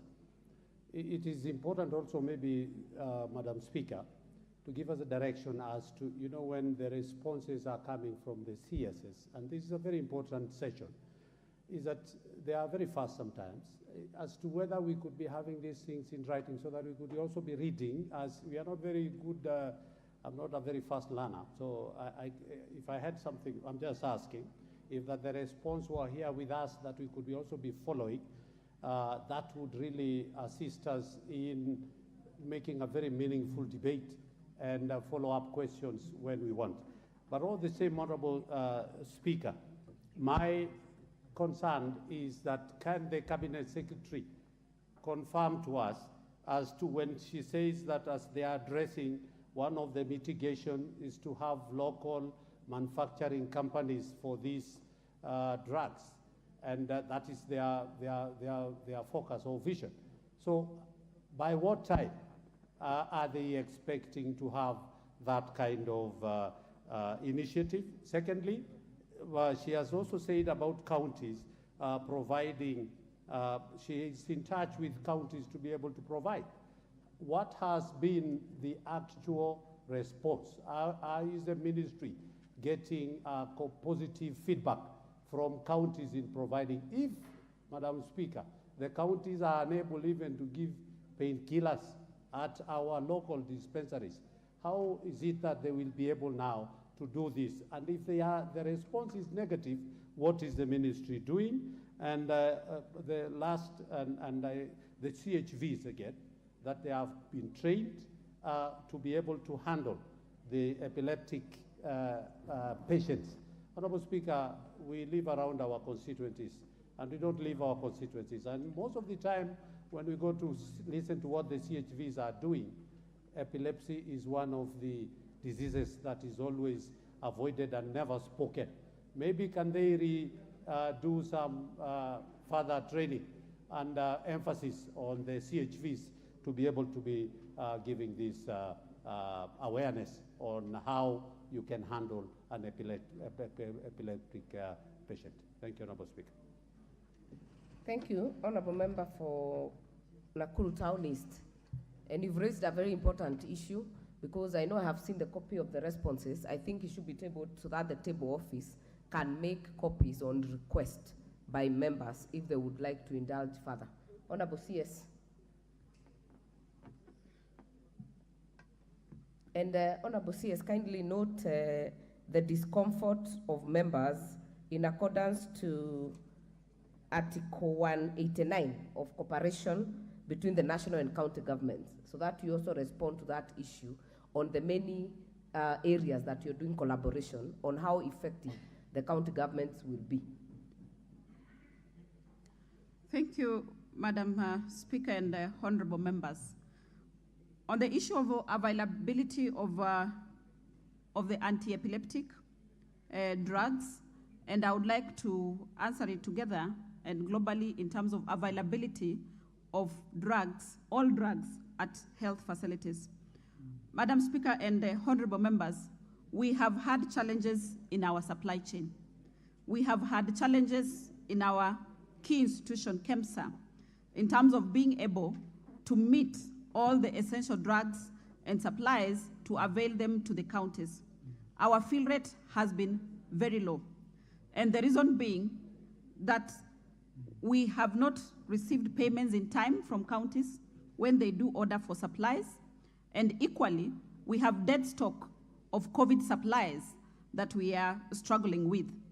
So, Madam Speaker and honorable members, we have had a conversation with the Executive Office of the President, and we are in the process of recapitalizing KEMSA with 2 billion shillings. And this is to ensure that they buy the essential medical supplies so that then we can able to get 100% fill rate for all the essential supplies that are ordered for by the counties. Honorable Speaker and honorable members, on the issue of local manufacturing, the honorable member asked by what time. Honorable Speaker and members, we are already implementing this. In the ongoing tender at KEMSA, 50% of the tender was ring-fenced for local manufacturers.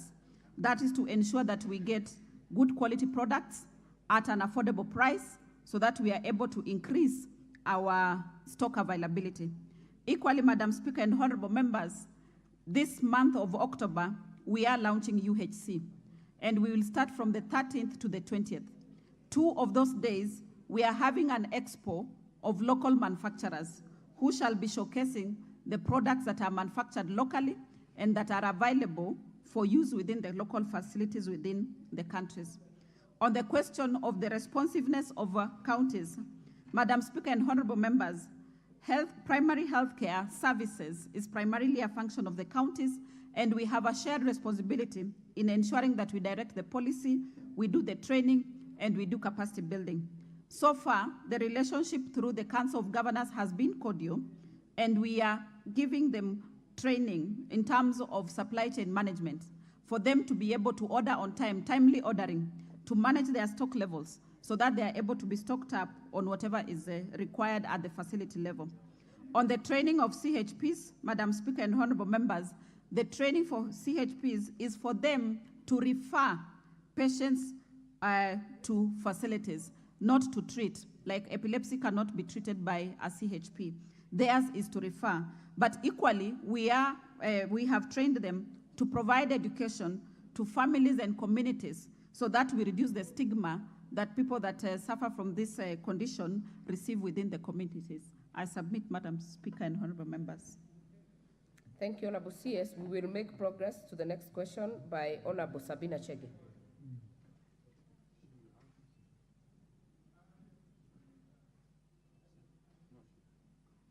Honorable Kombe, maybe you are not there when we gave the direction, because we said it is one follow-up question by the questioner and one more from a member, which has already been done by Honorable Ikaria. Honorable Sabina. Thank you, Madam Speaker.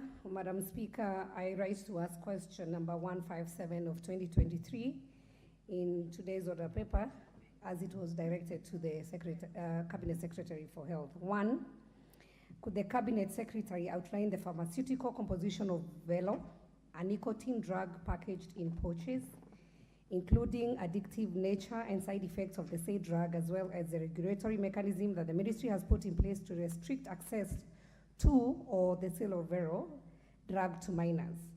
Secondly, clarify whether the Velo drug has sneaked back to the market as rebrand of Lift, a similar drug that was banned in the year 2019-2020 by the Ministry of Health for not meeting Section 23, Part 1 and 2 of the Pharmacy and Poisons Act. And 3, explain whether the said drug is locally manufactured in Kenya, by who, and if not, provide details of the licensed distributors in the country, including whether the manufacturer or distribution in Kenya is legal. Thank you, Madam Speaker. Honorable CS, as you respond to this one, there are also questions on what Velo is by honorable members, but make your response.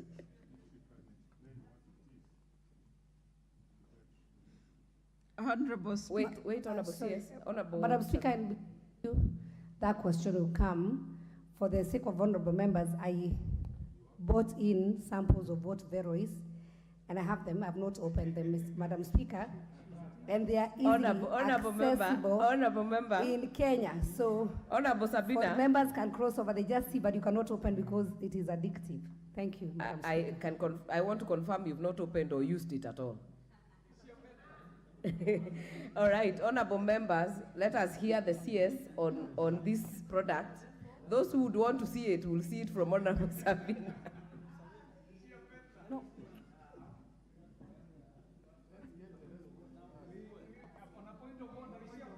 Order members, now we are becoming disorderly.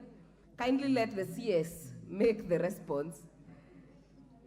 Honorable Sabina Chege, kindly withdraw the product from showing to the members so that you can hear the response from the CS. And I think you can do that later after the response. Honorable CS. Honorable Speaker and honorable members, Velo is one of the tobacco products that tobacco industry has introduced into the market as countries tighten the regulations on tobacco smoking. The Tobacco Control Act of 2007 requires all manufacturers and importers of tobacco products to provide the content, ingredients, and emissions of their products. Velo, which is a brand name for BAT nicotine pouches, is a non-pharmaceutical substance, but a nicotine derivative substance composed of organic nicotine derived from tobacco leaf. Hence, Velo is a tobacco product as defined under the Tobacco Control Act of 2007 and as directed by the Ministry Correspondence of MOH 13-150, Volume 183, dated 21st January 2021. Honorable Speaker and honorable members, the chemical profile of the contents and constituents, ingredients, and emissions of velo are many. I can quickly read through. Microstalline cellulose, which is a bulking agent. There's water in it. There's sodium chloride, which is a salt. There's xylitol, which is a sweetener. There's a flavor put into it. There's sodium alginate, which is a gelling agent. There's propylene glycol, which is a humectant. There's nicotine in it. There's sucralose, which is a sweetener also. And the sodium bicarbonate, an acidity regulator. The nicotine content of velo can be as high as the nicotine content of other tobacco products, such as conventional cigarettes, traditional smokeless tobaccos, and heated tobacco products. Existing literature shows that for comparison purposes, conventional cigarettes typically contain an average of 12 micrograms to 19 micrograms of nicotine of tobacco, while heated tobacco products typically contain an average of 14 to 18 micrograms of nicotine. Users can potentially consume up to 90% of nicotine, given that they are taken orally.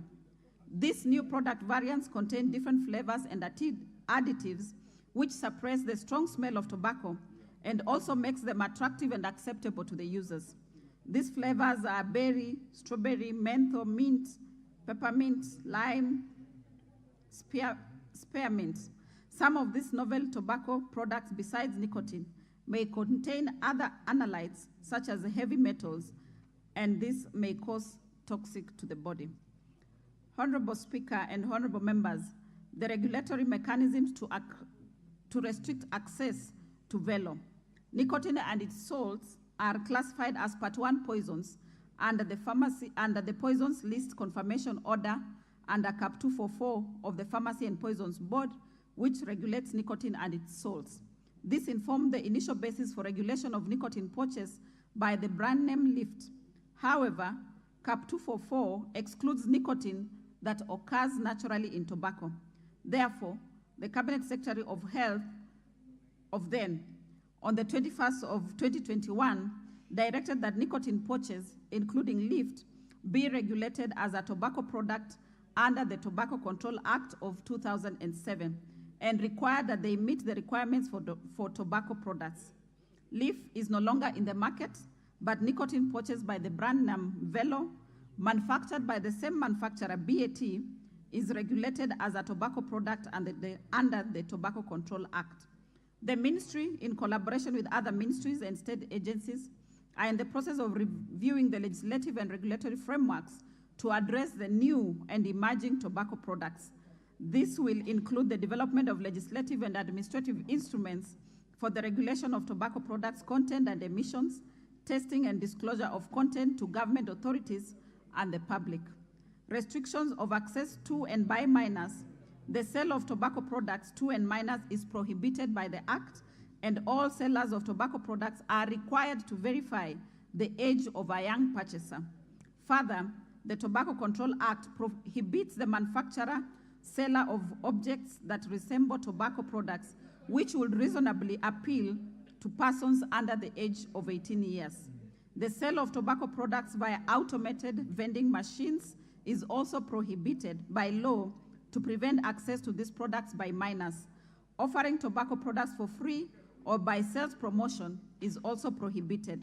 The Tobacco Control Act prohibits all direct and indirect forms of advertising and promotion of tobacco, tobacco products, or tobacco-related brand elements, including sponsorship associated with young people by the tobacco industry. Further, it prohibits false promotion by means of packaging that are misleading or deceptive, or that are likely to create an erroneous impression about the characteristics, the health effects, health hazard, or social effects of the tobacco products or its emission. In addition, it is prohibited to advertise or promote tobacco products by means of testimonial, for example, role models or persons that can influence young people, or an endorsement in any manner, including that which is misleading. It also prohibits advertisement by means of organizing or promoting or sponsoring of sporting, cultural, artistic, or recreational trade fairs and exhibitions, shows, education or entertainment programs, event or activity. Display of tobacco brand elements on non-tobacco products is prohibited, including on clothing. The government, through the Ministry of Education in collaboration with the Ministry of Health, has integrated information on the dangers of tobacco and tobacco products in education curriculum. This is intended to inform the children on the effects of tobacco and is aimed at discouraging initiation or motivate quitting tobacco use and to create change agents in the society for tobacco control, including at peer and household level.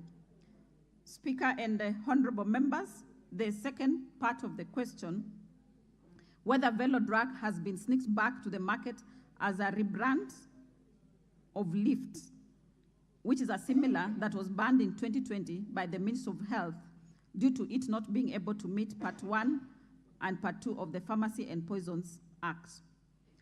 Velo, Honorable Speaker and members, I want to confirm Velo is a rebrand of BAT's Lift, which was recalled off the Kenyan market by BAT following a directive by the immediate former Cabinet Secretary. Velo hit the Kenyan market in June 2022 following a moratorium that was issued on the 15th of June 2022 by my immediate predecessor.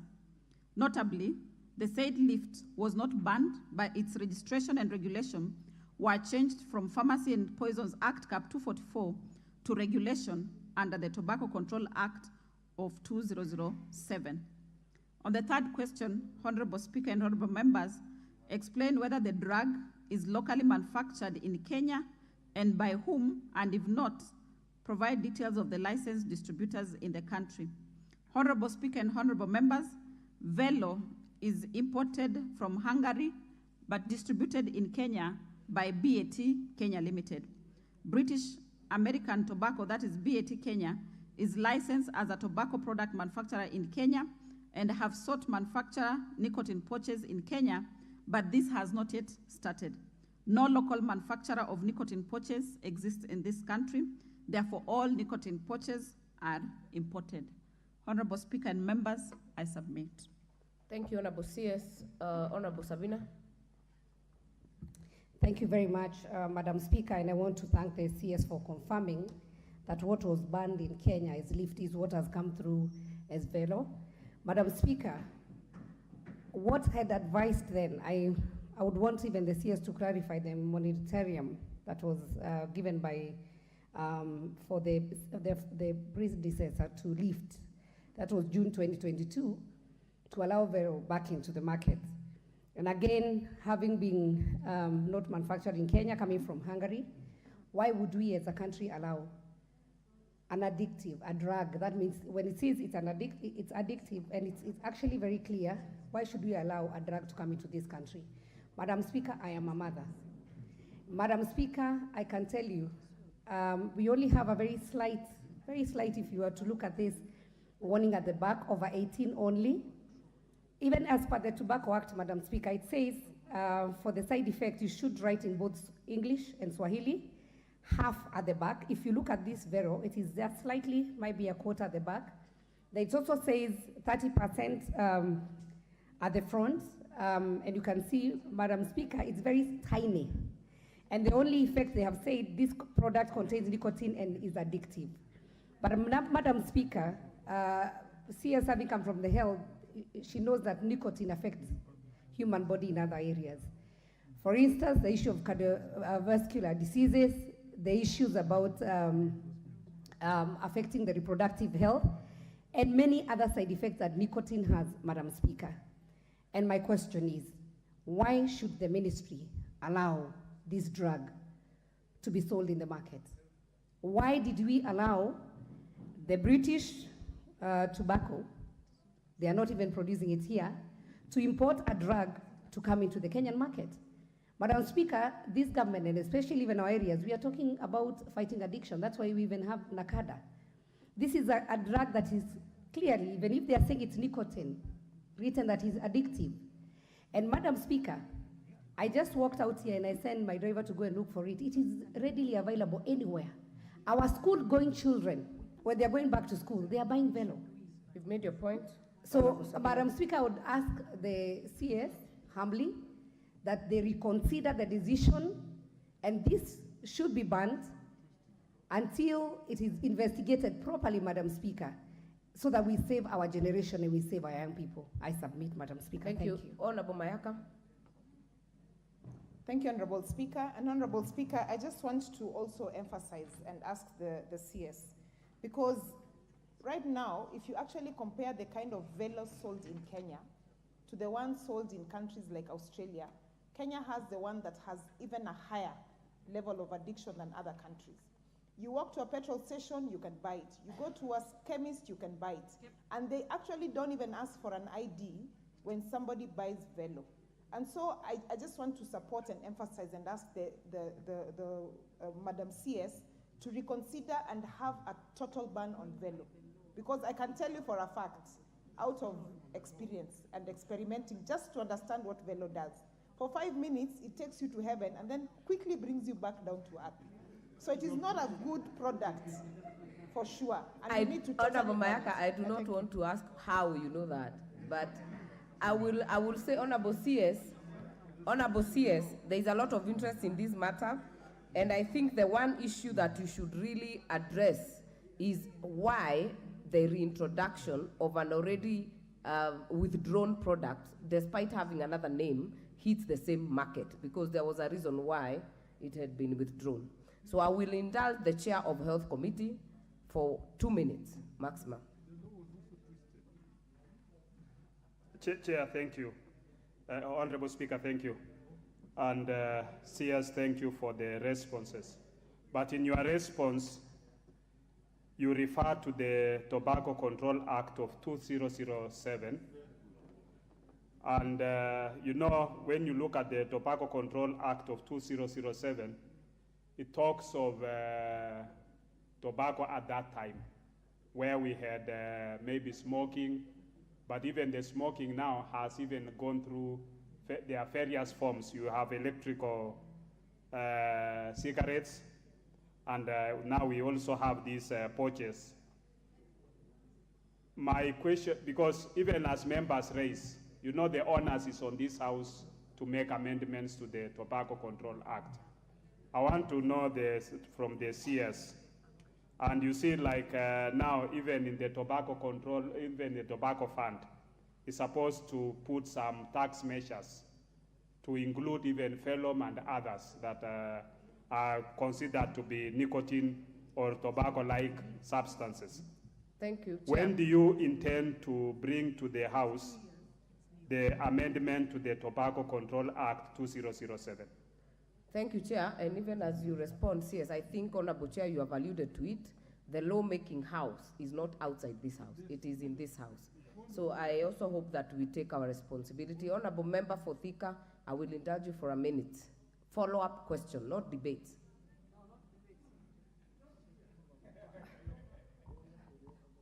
Mama, thank you. Thank you, Madam Speaker. Madam Speaker, mine was to add and ask the CS. Some of these things that we are discussing at the floor of the House, and we know they are harmful. We should even be dealing, whether it is coming through the BAT or whatever channel that is coming in, we invite them or they go to the ministry, to the Committee on Health, so that we can know what we are dealing with, and we don't even be wasting a lot of time. Some of these things, we need even to discipline BAT, because at the end of the day, the people it is harming our children. Because if you look at the way that drug is packaged, it is to hoodwink the young ones. It is nothing to do with the Thank you, Honorable adults. Member for Thika. I will need to have a copy of that so that you make reference, I can refer. Member for Navaholo, please close that section for questions. We'll have the CS respond. Thank you, Honorable Speaker. Honorable Speaker, I wish to thank the CS for Health for her submissions. But my question is, one, does the Ministry of Health work hand in hand with other departments, especially Kenya Bureau of Standards? When you look at this package, Honorable Speaker, it is stamped Kenya Bureau of Standards. And when you look at the narration by the CS, it automatically puts off that this kind of a substance is not even supposed to be in the country. Do they work hand in hand, Honorable Speaker? Number two, of it, Honorable Speaker, I just want to find out if it might be in order that, Honorable Speaker, you order that this substance be removed from the shelf. The reason being, Madam Speaker, the young, especially us parents who have girls, look at it can be applied in two scenarios, Honorable Speaker. Maybe it's used to sniff. It is used even to be abused in terms of how it's used, Madam Speaker. In other parts, Honorable Speaker, it can be inserted. Madam Speaker, it's important you order that this substance be removed from the shelf of the Kenyan supermarkets. Thank you, Honorable Speaker.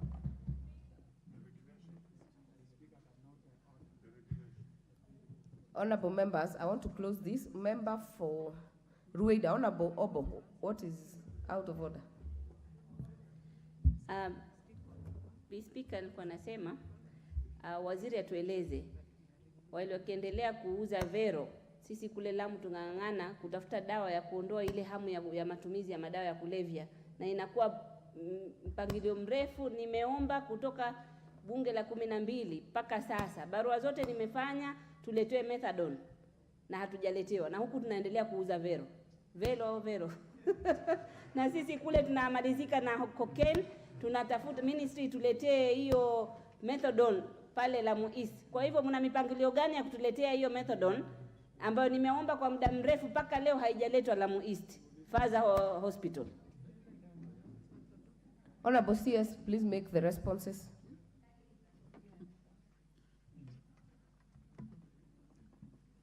Thank you, Madam Speaker and honorable members. If Madam Speaker was to make a declaration that velo be removed from the market as a Minister of Health, we'll be the happiest, because we'll have saved the lives of many Kenyans. But as it is, Madam Speaker and honorable members, we are all relying on the Tobacco Control Act of 2017 and of 2007. So we have put together a technical team that is working at it to review the 2007 Act. Then we shall be bringing it to our health committee so that they can bring it to the House. Madam Speaker and honorable members, in regards to methadone, it is a big value chain, and I would seek your indulgence, honorable Speaker and honorable member, that I do as a specific response to that question and share it with the honorable member. I submit. Thank you, Honorable CS and honorable members. However powerful the speaker may be, I cannot speak for you. So there exist available avenues of doing this through a motion to be a declaration or a resolution of the House, and I would urge you members to actually pick it up. Next question by honorable member for, wait a minute, the honorable member for Kaiti, Honorable Joshua Kiluki. Is he in the House? No, has he written to the Speaker on a deferment? Question is by the nominated member, Honorable Irene Mayaka.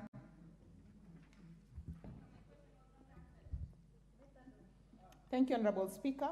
Honorable Speaker, I would like to ask the Cabinet Secretary, number one, to clarify whether the government has conducted a national health survey to better define the burden of mental health illness in the country, and to provide details of the funds available or allocated for the implementation of promotional, preventive, and curative measures to alleviate the burden of mental illness, and clarify whether there is an interagency approach to deal with mental health in the country. Number two, could the Cabinet Secretary state the measures the ministry has put in place to establish a mental health and happiness commission, including the creation of annual National Happiness Index to be included in the presidential annual report, as well as whether the state has any plans to provide psychosocial services in learning institutions and to capacity build teachers to identify and assist impacted students. And number three, could the Cabinet Secretary clarify whether psychological services are provided in the various security services institutions, whether regular mental health support sessions for personnel are held in the workplace, and further disclose institutions, if any, that serve persons who have conquered mental illness in order to follow their development and ensure they do not relapse. I submit. Thank you, Honorable Irene. CS. Honorable Kombe. Thank you. You can only ask a follow-up question after the response. Hold on. Thank you, Honorable Speaker and honorable members. According to the Kenya Mental Health Policy 2015-2030, the national government estimates the burden of mental illness at 25% among outpatients and 40% among inpatients in different health facilities, with an estimated prevalence of psychosis stated as 1% of the general population. Despite substantial research being undertaken in Kenya to examine the burden of mental illness, the majority of these are region or population specific and thus may not be generalized to the entire country. The Task Force on Mental Health recommended that the government conduct a national mental health survey to better define the burden of illness in the country. The progress that we have done so far, plans are underway to conduct the first national baseline mental health survey. The ministry has appointed a technical working group, which was done in March 2022, to spearhead this survey. This technical working group is composed of officials of the Ministry of Health, the Kenya Medical Research Institute, academia, county governments, development partners, and the Kenya National Bureau of Statistics, among others. The technical working group developed the study proposal and got ethical approval to conduct the National Baseline Mental Health Survey. The technical working group engaged the World Mental Health Survey Consortium for capacity building on research assistance using the appropriate study composite international diagnostic interview tool for assessing mental disorders at the community level. This survey has been included in the Division of Mental Health's annual work plan for financial year 2023-2024. Currently, the ministry is working on mobilizing resources to commence the survey. The Ministry of Health has included mental health burden indicators in the sector surveys, particularly the Kenya Adolescent Health Survey of 2019, which examined the symptoms of mental health, alcohol and substance use, and the risk factors, including adverse childhood experience among adolescents. The Ministry of Health is currently piloting the inclusion of disease-specific mental health indicators, the Kenya Health Information System, in 14 counties to better understand the burden of mental illness at health facility level. On part 2, on implementation of promotional, preventive, and curative measures to alleviate the burden of mental illness. Madam Speaker and honorable members, the ministry has made significant efforts towards strengthening the country's mental health system. The ministry has developed national mental health policy documents, including the Kenya Mental Health Policy of 2015-2030, the Kenya Mental Health Action Plan 2021-2025, National Suicide Prevention Strategy 2021-2026, Kenya Mental Health Investment Case 2021, and Mental Health Training Manual for Community Health Promoters 2021. Furthermore, the ministry has finalized the first national mental health standards and clinical guidelines for use in building the capacity of primary health care workers to identify and manage people living with mental illnesses. Additionally, the ministry has provided technical support to counties in the implementation of national policy documents. In this regard, the ministry has supported counties in developing county-specific costed mental health action plans to drive the agenda of mental health at the county level. At present, 4 counties have developed and are implementing county-specific mental health action plans. These counties are Nyeri, Kilifi, Kajiado, and Murang'a. The counties are at different levels of implementation of measures to alleviate the burden of mental illness, with Nyeri County making significant strides in mainstreaming mental health through its inclusion in the County Integrated Development Plan. In July 2023, the ministry held a consultative meeting with various stakeholders on children and adolescent mental health. This meeting highlighted the fragmentation of school mental health interventions within the government by various stakeholders. To address this, the Ministry of Health plans to establish a national school mental health technical working group to improve the collaboration and coordination of school mental health interventions, including development of guidelines on school mental health.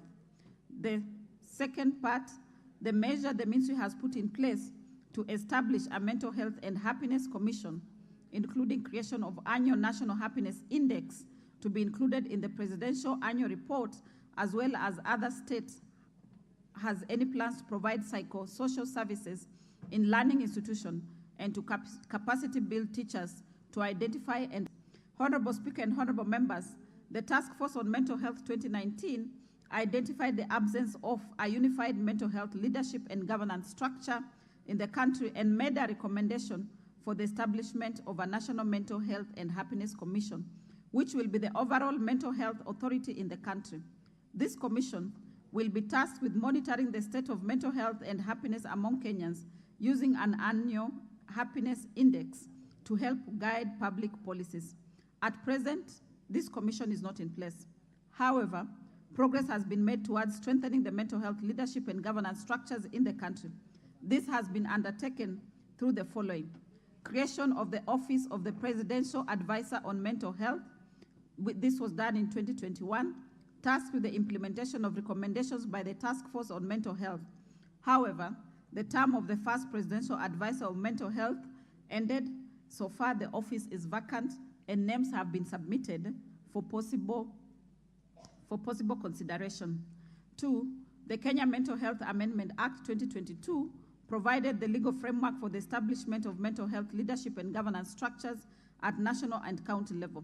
At the national level, this led to the appointment of the Kenya Board of Mental Health through a Gazette notice of 8818, that was in July 2022, and Gazette Notice 9284 of 5th August 2022.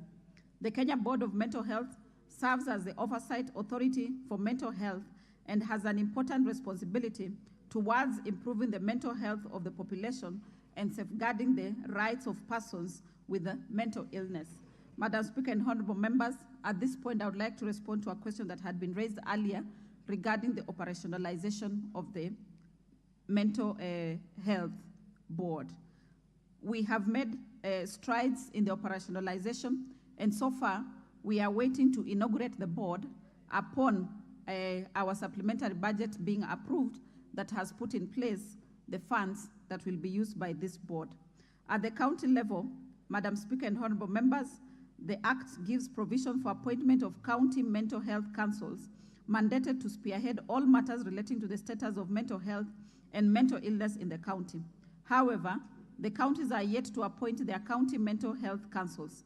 Therefore, the ministry is currently planning on disseminating the Kenya Mental Health Amendment Act 2022 to the county executive committee members for health who are mandated by law to appoint the councils through the Council of Governors. Part 3 on provision of psychosocial services in learning institutions.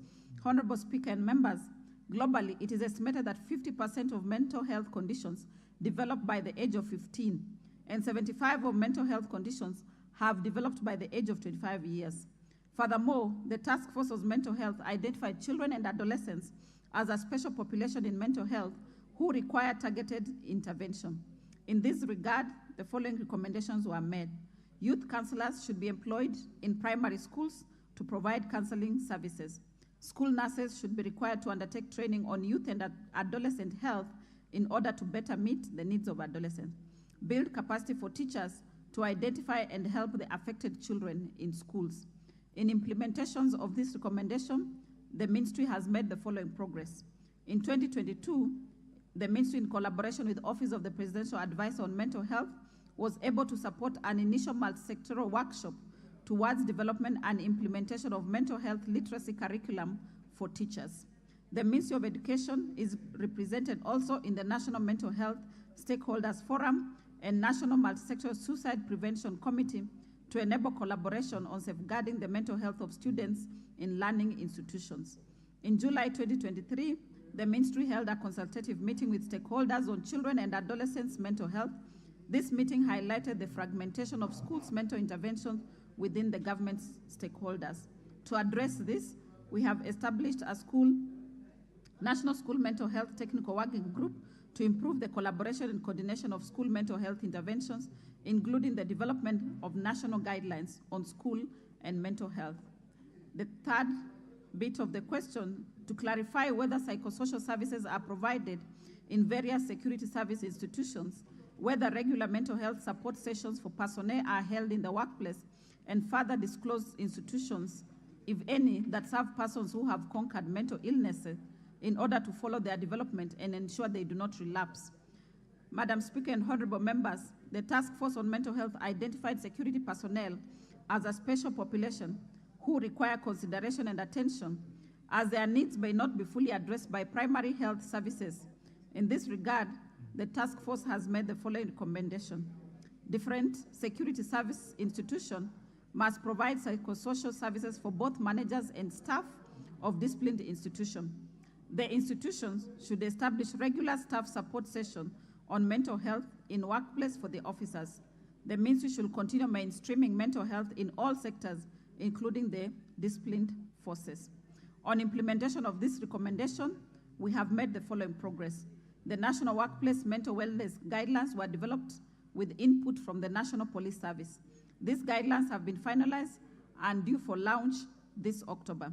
The implementation of these guidelines by the security apparatus is key to the promotion of mental wellness, prevention of mental illness, and support for officers with mental problems.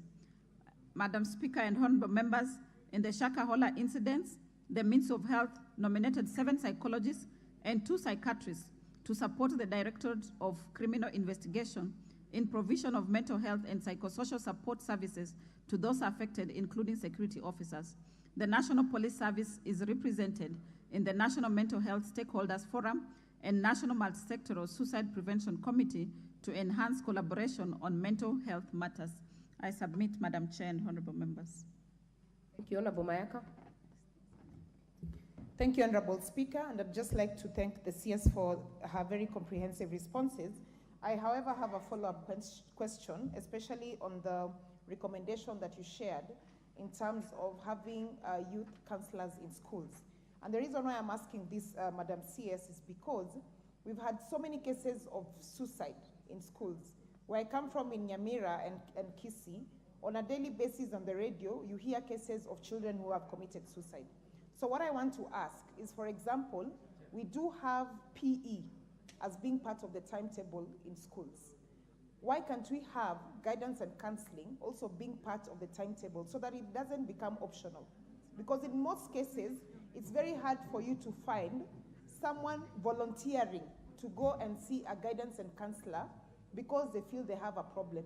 Most instances, someone who has mental health issues, they don't even know that they're suffering from it.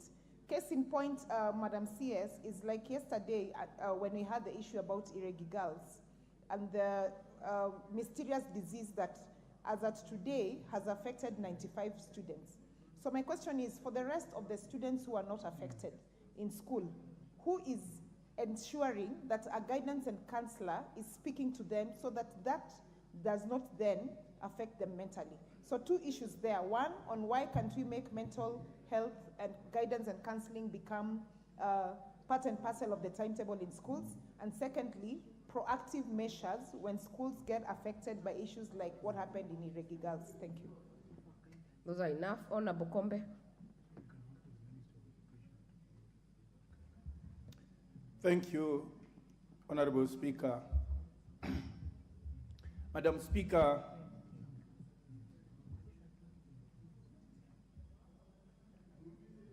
mental disorder and epilepsy can be easily cured, but I'm not sure as to whether the CS is aware that reflexology can be used to cure mental disorder and epilepsy. Alongside that, Madam Speaker, suicide can also be prevented by the use of reflexology when it's applied to the adrenal gland. Madam Speaker, Last.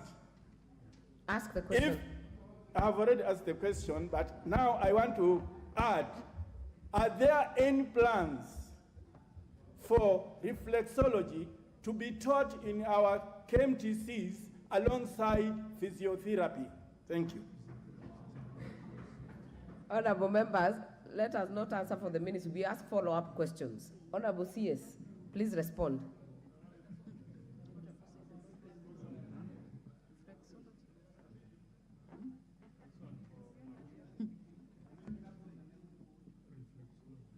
Honorable Speaker and honorable members, the youth councillors in schools was out of a working collaboration between my ministry and the Ministry of Education.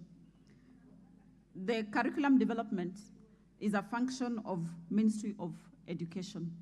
So we shall be working together with them to see how we integrate the guiding and counseling, specifically to work on mental health, to see how it can be put into the curriculum. However, as a function, it lies with the Ministry of Education. But through a one government approach, we shall approach the ministry so that we work together. On the issue of counseling, specifically for the case that you have mentioned of Eregi, yesterday evening we dispatched officers from the Ministry of Health who are in the school, and one of their primary responsibilities was to ensure that there is proper counseling of not just the students, but the teachers and the community around Eregi as we wait for the final results from KEMRI. Honorable Speaker and members, at the Ministry of Health, we have a division of traditional and alternative medicine. And this division works together with those who provide traditional and alternative medicine and alternative ways of healing to be regulated in some form. So I would be asking my Director General, who is here with me, so that then we beef up and understand the issue of reflexology and how it can be incorporated in training at the Kenya Medical Training College. I submit, Madam Speaker.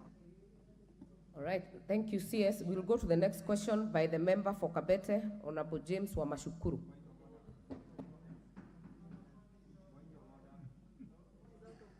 We already gave guidance on the number of questions. I have even indulged you members, so I will not.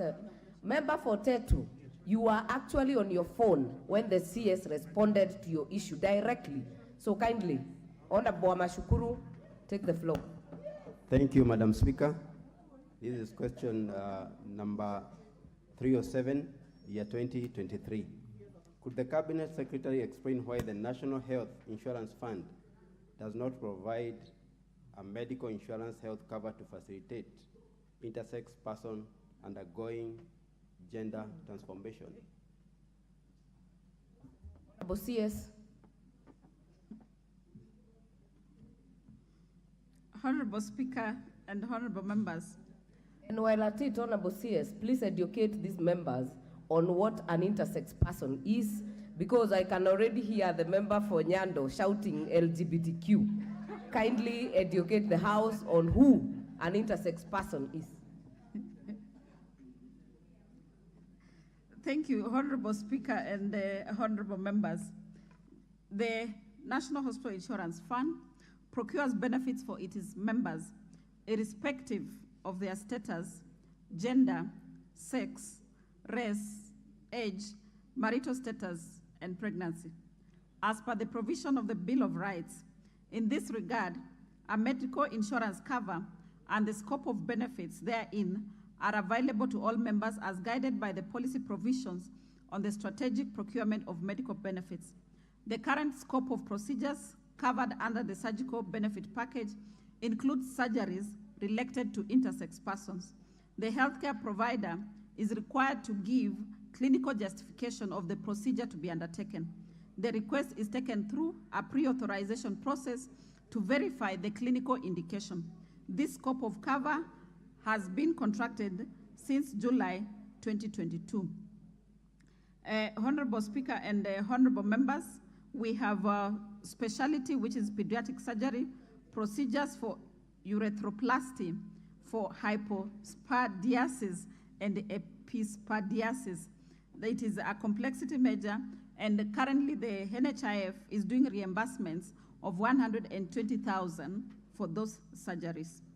Other procedures related to intersex persons that are covered are urological surgery, orchidectomy and excision of the spermatic cord, urological surgery, orchidopexy bilateral, and urological surgery, combined abdominal and vaginal operations on the bladder. The other intersex medical interventions like hormone treatment are not comprehensively covered for the national Honorable scheme. CS, Honorable Member for Busia. Is it the English that is too tough? What is out of order? I want Wanjiku to understand. The CS is not communicating. What is your point of order, Honorable Catherine? I'm just hearing Ochipo, there's something. And in the dictionary, it's not there. Honorable CS. If Honorable she can't CS, explain. we have heard you, Honorable Manyo. She's Honorable struggling to even pronounce herself. So that means even it's not clear to herself. Honorable so can she CS, break down? Honorable CS, I know these are medical terms. Please do continue with your answer. If any member will need clarification, I'm sure there are doctors in the house, led by the one member for Endebess, to clarify. Thank you, Chair and honorable members. Those are medical terms that a tongue may not easily be able to pronounce them. I'm struggling with them indeed. But in short, one of them is excision of the spermatic cord, and the other one is combined abdominal and vaginal operations on the bladder. Madam Speaker and honorable members, intersex persons are persons who neither male nor female.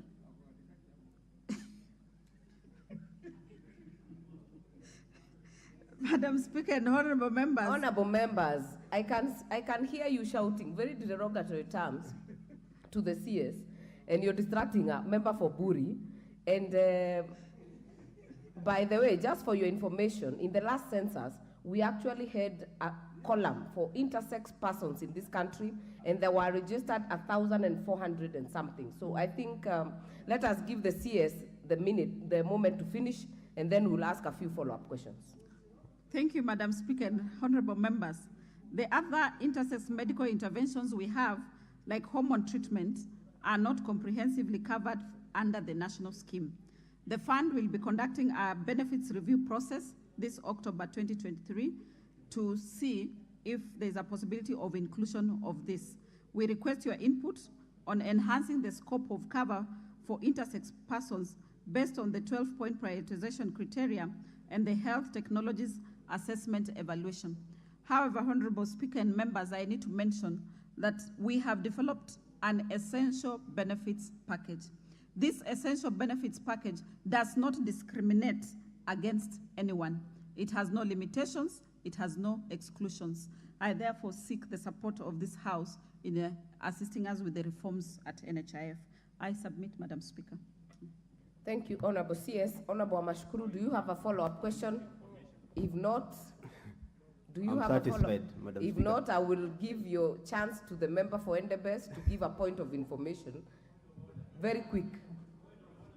Madam Speaker, when we talk of intersex person, this is people who, this is a congenital, would say congenital malformation, somebody who is born with abnormality within the genitalia, where you cannot determine whether it's a male or a female. And this happens. And when we say hypospadias or epispadias, it is depending on the position of the urethra. And those operations, this for Monya, who is not paying attention.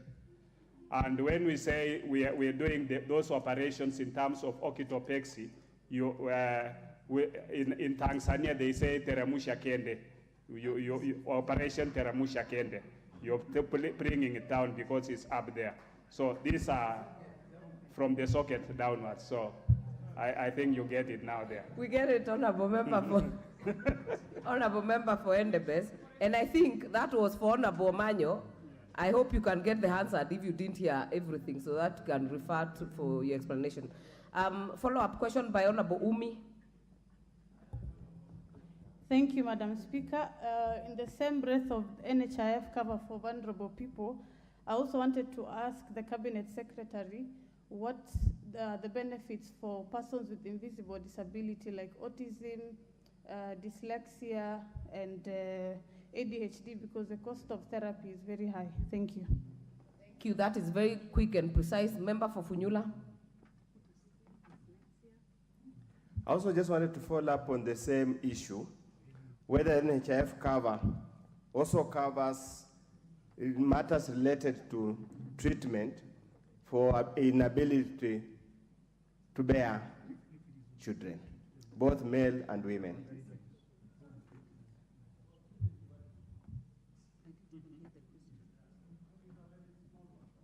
Honorable Gekaria, I want you to be the last one. Honorable CS, I hope you have the issue by Honorable Funyula, whether infertility is covered. Honorable Gekaria, 1 minute. Actually, it will be even less. Honorable Speaker, thank you.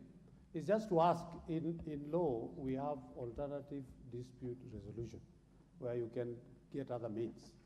Is you talking out to that person not to have an operation and just remain the way they were born an alternative? Thank you, Honorable Speaker. CS, kindly respond.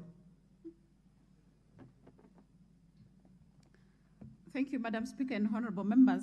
In terms of benefits at the NHIF for persons with invisible disabilities, which the honorable member has cited autism and others, we have a guideline at the ministry, and all the benefits at National Hospital Insurance Fund are within the guidelines that we have provided. So long as this has been clinically proven, then they are covered under NHIF. But however, we have people who request for others like stem cells, which we consider cosmetology, and then they are not covered under National Hospital Insurance Fund. Thank you. Regarding the alternative dispute resolution, I believe that would be an individual responsibility, and once a person appears at the facility seeking guidance, we have experienced and trained the officers to be able to handle such. I submit, Madam Speaker. Thank you. We'll go to the next question by the member for Subukia. We have a letter for deferment, so we will defer that to the next time that the CS appears, if he has not come in the House. We'll go to the next question by the member for Mumias East, Honorable Peter Salasia. Thank you. I wish to ask the following. Could the Cabinet Secretary explain the steps taken by the Kenya Medical Training College, KMTC, to secure the uninterrupted availability of lecturers in each of its campuses? Thank you, Speaker. CS. Thank you, Honorable Speaker and honorable members. The Kenya Medical Training College has put in place measures to ensure that there is uninterrupted learning in all the campuses in the country.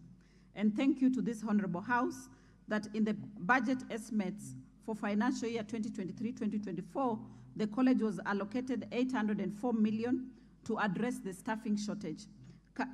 Following this allocation, the college has begun the recruitment process. Currently, the college contracts part-time lecturers to bridge the shortfall. And this, we are clear that we should be able to bridge it after we have finished with the current recruitment that is ongoing. But before even this is finalized, we also work and collaborate with county governments who second staff to the colleges in many discipline areas to support learning of students. Moreover, the college has an e-learning platform where lecturers across campuses share teaching and learning materials. However, the college requires additional 483 lecturers for the new 13 completed campuses and 8 satellite at a cost of 985 million, and that we shall be bringing in our supplementary budget. I submit, Speaker and honorable members. Honorable Salasia, do you have a follow-up question? Yes. Speaker, I want to thank the CS for the good response that she has given to us. But there's one concern that maybe I would wish her to address, and because as members of parliament, we have put a lot of resources in the Kenya Medical KMTCs across, even like in my place. I've invested a lot, and I want to see the break even.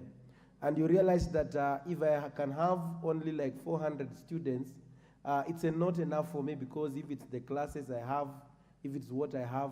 So can CS maybe assure us that we are going to have the students, because we know that the health, as it's very marketable courses, which should be given the priority. So CS, maybe you can explain to us that you are going to give us more students. Me, I need 2,000. Will you give me 2,000, Madam CS? Thank you.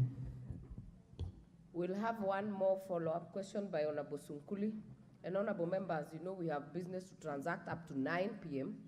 So I will give Honorable Sunkuli, then I'll give the CS to respond. Madam Speaker, I just want to ask the CS to confirm that, in fact, the MTCs have been overdeveloped. That, in fact, that the development of medical training colleges is not matched by availability of people, trainers to train the students, and whether the ministry will consider in future concentrating on quality rather than quantity, because most of these so-called newly built MTCs are actually structures with no content. CS. Thank you, Honorable Speaker and honorable members. The issue of availability of students to the existing MTCs. Honorable Speaker and honorable members, I would like to seek the indulgence of members that we look at this as a production and development value chain of health professionals in the country. Chair, honorable members, the courses that are being taught at Kenya Medical Training College are technical courses. And for us to be able to have competently trained, quality trained health professionals, we need to have a patient to trainee ratio that is optimum. These students need hospitals where they can go and do their practicum. And we do not want to have half-baked trainees. Therefore, it's a delicate balance. We do not pray that Kenyans are sick so that they get to hospital so that we achieve the patient to trainee ratio. But we shall work within the existing facilities. And Chair and honorable members, I would like to seek the indulgence of the members that you allow us to equip and operationalize the existing colleges without going into starting new colleges, so that we are able to improve on the quality and ensure that even as they come out of the training college, they have access to employment. I thank you, Madam Speaker and members. Honorable members, I would like us to go to the next question by, again, the member for Kabete, Honorable James Wamashukuru. Thank question you, Madam number Speaker. 310. Could the Cabinet Secretary enumerate measures that the government has put in place to ensure deaf and hard-hearing individuals are furnished with appropriate auxiliary aids to services in order to ensure effective communication in healthcare facilities? 2, provide a timeline in which the government will deploy sign language interpreters in public healthcare facilities to facilitate communication with deaf and hard-hearing individuals. Lastly, Madam Speaker, could the Cabinet Secretary expound on the treatment and intervention options that the government has employed to assist deaf and hard-hearing children? Thank you, Madam Speaker. CS. Thank you, Chair and honorable members. The Kenya Health Policy 2014-2030 and the Kenya Health Sector Strategic Plan 2018-2023, in line with Article 754 of the Constitution of Kenya 2010 and the United Nations Convention on the Rights of Persons with Disability, aim to protect, promote, and fulfill the health rights of the deaf and hard of hearing. The Disability Mainstreaming Strategy of 2018-2022 outlines the need for external disability mainstreaming measures in various thematic areas, including health. It emphasizes the need for information on health services to persons with disability in accessible formats such as Kenyan Sign Language and other augmentative methods of communication. The Ministry of Health has prioritized this to ensure that the deaf and hard of hearing do not face barriers in communication and healthcare services. The Ministry of Health, guided by policies and strategies and guidelines, capacity building health workers across all levels of service delivery, including training in speech pathology and sign language communication.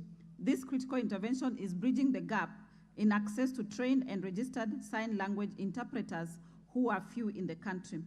As of 2019, KMTC has offered a higher national course in audiology and hearing care technology diploma to improve access to sign language interpreters at public health facilities. Sign language courses are also offered at Kenya Medical Training College, Nairobi, Murang'a, Molo campuses, with further plans to integrate sign language into training of all healthcare workers. Some healthcare workers stationed in various hospitals, such as Kenyatta National Hospital, Kenyatta University Teaching and Referral Hospital, and Bagathi Hospital, have been trained in sign language and communication. Some county government health facilities, such as Kisumu County Referral Hospital, Jaramogi Oginga Odinga Teaching and Referral Hospital, have also employed sign language interpreters to offer auxiliary services to deaf and hard of hearing patients. The Ministry of Health also collaborates with the Ministry of Education through programs with local education assessment resource centers. This link county health facilities and people with learning disabilities in the community by providing sign language interpreters. Honorable Speaker and honorable members, in one of the most significant strategic linkages and partnerships in rehabilitative services, the Ministry of Health has partnered with Etiscale. This is a global partnership for assistive technology, making Kenya the first country to receive catalytic investment from Etiscale. Etiscale will fund the government-owned joint investment of $7.5 million spread over 3 years, 2023 to 2025. Part of the most pressing assistive technology needs and interventions targeted are in hearing and communication. This collaboration seeks to have pre-service and in-service training of healthcare workers in sign language, provision of hearing assistive and captioning devices in health facilities to enhance communication with people with hearing impairment, the establishment of the first regional assistive technology center of excellence in collaboration with World Health Organization, and lastly, strengthening of the supply chain of assistive technology and local production of the same.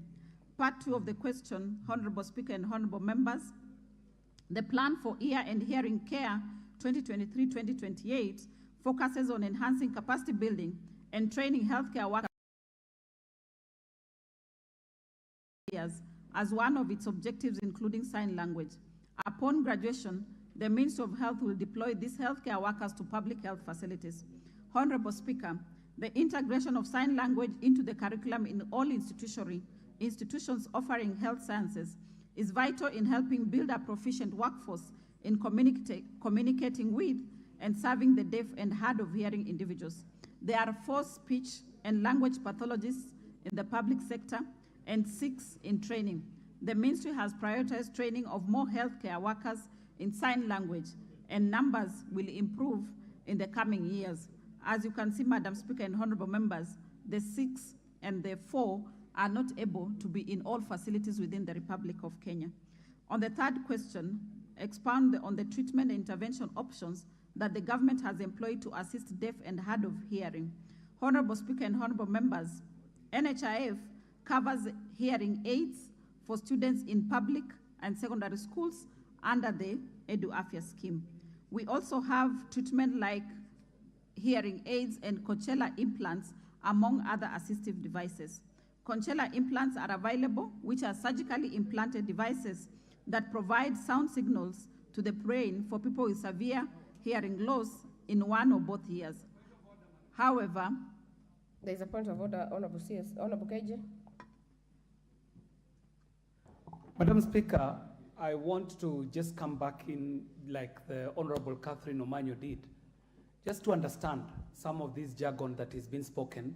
And I know we have doctors in the house like Dr. Pokose, who can clarify for us whether it is a cochlear or whether it is a cochlear implant. Because a cochlear might be something that we have never heard of or never know what would ever be called a cochlear. We would want to know if it is a cochlear implant or whether it is something else that we do not know of. Thank you, Madam Speaker. Honorable CS, I will not ask Honorable Member for Endebess. Kindly just go on and clarify along the way. Thank you, Madam Speaker and honorable members. I think it's an influence of my mother tongue and my inability to be able to say cochlear. So I'm reading it as cochlear, but it is this word that you are referring to, cochlear. Thank you, Madam Speaker and members. So these implants that we are talking about. Honorable KJ, you're comfortable because if you knew there is a difference, then you know what it means. He's more confused. It is the one, yes. Go on, Honorable C. Thank you, Madam Speaker and honorable members.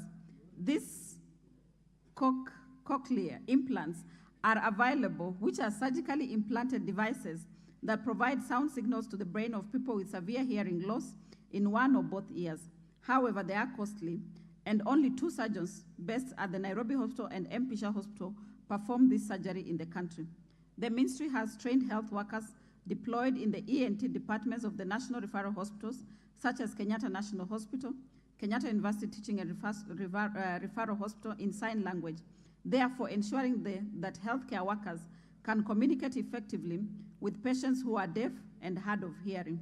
Through streamlining the referral pathways and links between the schools for deaf students and the local health facilities, sign language interpreters can accompany them as they seek medical services. Kenya National Ear and Hearing Care Strategy Plan of 2023-2028, among its objectives, provides the establishment of comprehensive school-based ear and hearing care programs over the next 5 years with referral pathways linking them to the appropriate ear and hearing care centers. I submit, Madam Chair and members. Honorable Mashukuru, do you have a follow-up question? Madam Speaker, I've donated to my friend. You don't have the capacity to donate, but I will give the next, I'll give Honorable Bissau, has been on the queue, to ask a follow-up question, and then Honorable Alice Nganga. Thank you, Madam Speaker. Mine is quite brief. The last few sentences from the CS. I mean, since independence, a country of over 50 million, only 2 doctors who can do that specific operation you talked about. What are you doing about it? And lastly, when you're talking about insurance covers, could the CS tell us what could be done to include, number 1, persons living with disability as one of the Kenyan tribe that has got no people to speak for them, to ensure that there's a mandatory coverage for this particular load. And lastly, last respect, because I see in all the conversation about the medical cover, it's all about treatment.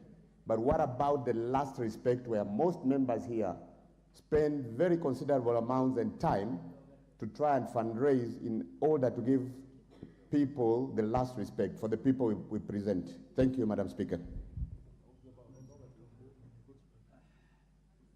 Very well. On Alice Nganga. Thank you, Honorable Speaker. I just want to talk to the CS to ask, is she aware that it is only the media has sign language interpreters? The rest of the country and institution, we all assume that every person can hear. So can you clarify what you're doing about it, and especially coming from the Ministry of Health? Thank you. Let me give one more. Yes, Honorable Member. Thank you, Mr. Speaker. I also wanted to ask a question to the Cabinet Secretary if she is aware that the hearing equipments are not covered in NHIF, and most of it are very expensive due to the taxes. Institutions are also turning away a lot of deaf learners, so maybe she could tell us if there are any interpreters in Kenya Medical, the KMTC, and also some of these surgeries are considered, for the deaf, are considered cosmetic. oftentimes, and NHIF does not cover. So the challenge here comes down to NHIF cover, not just for the disabled group, but the country at large. We cannot stand here as members and as a cabinet secretary to say that the public enjoys the same cover that we do. And that is the biggest challenge, because most of these patients are turned away in a lot of hospitals. Thank you. Finally, the Honourable Member for Nyando. And then I'll call in the Speaker, the CS to answer. I thank you very much, Honourable Speaker. Madam CS has endeavored to explain measures that are being undertaken to incorporate an interpreter within our doctors, Honourable Speaker. But that feeds into one thing, Honourable Speaker. We, since time immemorial, have been having people who are disabled with hearing issues, Honourable Speaker. And you ask yourself, if they present themselves to hospitals, and presenting they do, what then happens? Because not all of them have the capacity to write down the symptoms or signs that they experience. So I think we have let them down. We have disenfranchised them. And if there are remedial measures to be employed in that regard, Honourable Speaker, it has to be done like yesterday. So I thank you. Okay, thank you very much. Really, let's go for the questions, because the interest can be very high. And Honourable KJ, take the last one. Remember, members, we are supposed to only have one joyrider. So I've really opened the leverage. Proceed, Honourable KJ. Honourable Speaker, I appreciate. Honourable Speaker, I appreciate this opportunity to joyride on this question. Honourable Speaker, mine is a technical question, and before I answer it, I need to also commend the Speaker for the Cabinet Secretary for a very spirited presentation today, great responses. Mine is a technical question, Mr. Speaker. I'd like to know, is the Ministry of Health taking note of some of the endorsements that are coming up on TV in adverts? Because we have been seeing adverts coming up on TV of products which might be medical or of a medical nature. Some of them are consumer products, which could be bathroom products like soaps, toothpastes, that come on our TVs with endorsements of organizations that we may never know what organizations those are. There is a current campaign running on TV as we speak that is a campaign on a consumer product that should be used in our homes that is endorsed by an entity called the Kenya Progressive Nurses Association. We'd like to know if there are any associations like those that exist, whether they are verified by the ministry, and whether they have been given any mandate to be endorsing products on TV, because these endorsements are supposed to induce consumers, and so there is an issue of consumer protection, there is an issue of standards, and there is an issue of approvals. So we would like to know if the ministry is seized of such situations and whether they are on top of the matter. Thank you very much, Mr. Speaker. CS, you may take those ones.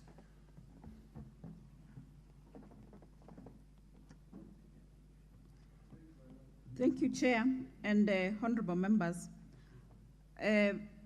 In my submission, I indeed said about the 2 surgeons for cochlear who are there. And is there a need for increasing? Yes, there is need. And not just for surgeons for cochlear, but many specialties, we have a shortage.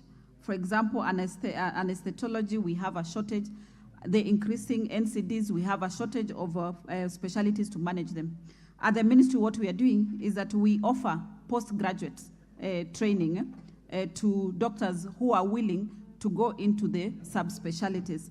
But this is done on application basis through their counties, but then the fee is paid for by the Ministry of Health. So we are continuing to encourage the doctors who have already qualified to be able to undertake these subspecialty trainings, but they have to be released by their counties for us to be able to support them on the subspecialty trainings. Speaker and honorable members, I mentioned that we are training and mainstreaming sign interpreters into the training curriculum at the Kenya Medical Training College and other training curriculum for healthcare workers. Chair and honorable members, that is going to be the solution for this problem that we have here today, that most of the deaf and hard to hear cases can be prevented if they are detected early during pregnancy, at birth, and detected early in childhood. So, Chair and honorable members, the master stroke for this is what we are doing as the Ministry of Health, shifting from focusing on curative services to preventive, promotive, and rehabilitative services, starting with the community health promoters that we have put in the communities, so that then they are able even to bring mothers who are expectant to the clinics for them to attend their clinics, and such cases then can be picked out early. That is how we shall be able to fight this and ensure that we have less and less people who end up deaf, yet that could have been rectified early had it been detected. On what NHIF covers, and yes, NHIF covers the hearing aids and this other assistive technology, so long as it is clinically diagnosed and approved by a health professional, then it is covered. But for cosmetics, Chair and honorable members, you'll agree with me that many people would like a change in their physique. There are many people who don't like themselves. So they would introduce manner of forms to be able, and we cannot be able to cover that under the National Health Insurance Fund. So it's to seek the indulgence of members that if somebody has a disability, even if it's not visible, then they seek that it is clinically diagnosed by a medical practitioner. Once that has been done, it can be covered by NHIF. On the issue of Kenya Progressive Nurses Association, yes, that is an association that the ministry is aware of. However, whatever they are doing in terms of doing endorsements for products, that is not their mandate. So we shall be getting back to the Nurses Progressive Association and tell them that they are dealing in activities that are not within their mandate, so that we stop that and any other associations that may be wanting to get into such. However, Chair and honorable members, we have our Pharmacy and Poisons Board, which is a regulator of all health products that come to the country. And they are also the ones who regulate if there's a promotion that needs to go in market. We, however, have a problem. We have a shortage of inspectors for implementation and enforcement. So again, Chair and honorable members, now that I have the advantage of standing before the honorable members, is to ask that when our budget comes, especially for Pharmacy and Poisons Board, that is supposed to regulate even the substandard and counterfeit products that we have in this country, you ensure that you give us the budget that we need, so that then the Pharmacy and Poisons Board is able to play its mandate of implementation and also being able to follow up through on all the products that are within the country. Chair and honorable members, I submit. Yes, what's your point of order, honorable member?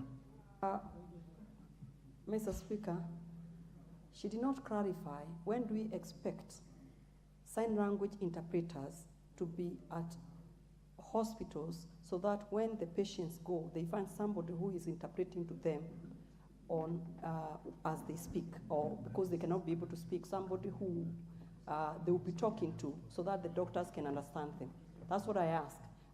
Sign language interpreter, when do we expect them at hospitals? Because I said the only place that I know they have sign language interpreters is only the media. Those ones they have. Your point is made. Okay. And I think CS, you can easily react to that. CS? Yes, Chair and honorable members, I think the issue is not placing them. The first issue is, are they there, sign language interpreters? And we are saying we want to build capacity in terms of training to ensure that we have adequate numbers. Once we have adequate numbers of trained sign language interpreters, then we can talk about how do we deploy them. But there's another angle to it, that most of the health facilities, actually all level 2 to level 5 facilities, are county hospitals. Therefore, in terms of being able to deploy, has to be a conversation with the Council of Governors, so that the governors then can be able to recruit and deploy the sign language interpreters in their facilities. However, I have a responsibility of ensuring that then we have them at the referral hospitals. As I mentioned, Kenyatta National Hospital, Kenyatta University Teaching and Referral Hospital, Moi Teaching and Referral Hospital have sign language interpreters. They may not be adequate, but this is something that we may be able to build progressively. I submit, Chair. Honorable Member, I think the answer is done. And moving forward, Honorable Member, take your seat, please. We have interpreters in all languages. What we have seen out of your question is actually that a gap has been existing, and I think CS has accepted. And that is the business of this session. And she has obliged that she's going to do something about it. And I'm sure she's taken it. So the matter is rested. Could we move to the next question? The next question is by the Honorable Member for Shinyalu, Honorable Frederick Ikana.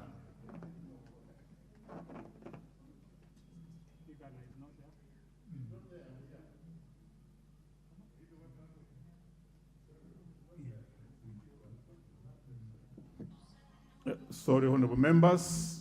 Before we go to the Honorable Ikana question, the next question is question number 355 of 2023 by nominated member Honorable Dorothy Ikara, MP. Proceed. Thank you, Honorable Speaker. Honorable Speaker, I rise to ask question 355 of 2023. Could the Cabinet Secretary provide a robust strategy that the Ministry intends to implement so as to tame the menace of teen pregnancies that account for 21% of all pregnancies recorded in Kenya, and explain the modalities aimed at equipping adolescents with appropriate information and impact skills that will help them make informed choices about their sexuality. Thank you, Honorable Speaker. CS.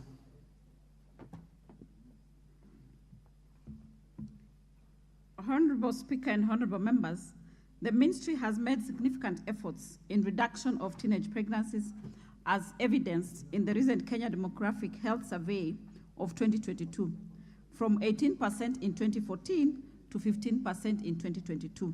That is not good enough. We are working on it.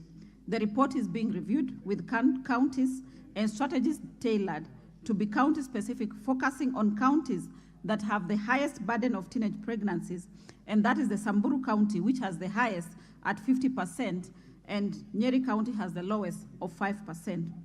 The Ministry continues to monitor these indicators through the Kenya Health Information System, and we have reporting tools to ensure that we are able to monitor. The Ministry is currently also finalizing the development of Adolescents and Young Persons Reproductive Health Policy 2023, which will address the various facets of adolescents' reproductive health, including teenage pregnancy and age-appropriate, culturally sensitive reproductive health information and sexuality. Its launch is planned for the month of, might not say September, but we did not do it. I think it is in the plan. As part of the implementation to increase the awareness on age-appropriate information amongst adolescents, the Ministry last year developed and launched a guide titled Understanding Adolescence, a guide for adolescents. Its dissemination is ongoing in the counties, through the schools and the community. The guide, which is also available in Braille, can be accessed online with plans to provide print versions as well. Consequently, my ministry has identified gaps on the lack of accurate SRH information amongst parents and caregivers for the same adolescent cohort as the main drivers of teenage pregnancies, new HIV infections, HPV, GBV, and FGM, and other risks. In this regard, the Ministry is in the final stages of developing the adolescent sexual and reproductive health parents and caregivers. This guide will assist parents and caregivers provide and be able to communicate with adolescents and young people on matters of sexual reproductive health, with its launch planned again in this month of October. In addition, there's an ongoing rapid results initiative rollout with the Ministry of Education on HPV vaccination among adolescents girls aged 10 to 14. I submit, Chair and honorable members. Honorable Dorothy. Honorable Speaker, I'm satisfied. I will take if there is any joyrider. Proceed, Honorable Member. Thank you, Mr. Speaker. I think what I'm hearing from the Cabinet Secretary is the things that they are going to do tomorrow. And from where I sit, I see a total disconnect between the practicability of implementation of the programs that they have. Mr. Speaker, the Ministry of Education already has a deficiency in terms of personnel, and the TSC, there's a lot of shortage of teachers, and I'm wondering how these programs, they are working in conjunction with the Ministry of Education, will be implemented. Mr. Speaker, my concern is that the ministry should say they have trained personnel to be moving either in schools or station. Honorable Edikiri, this is question time. Yes, Not it is. for proposals. It is. It's not a proposal.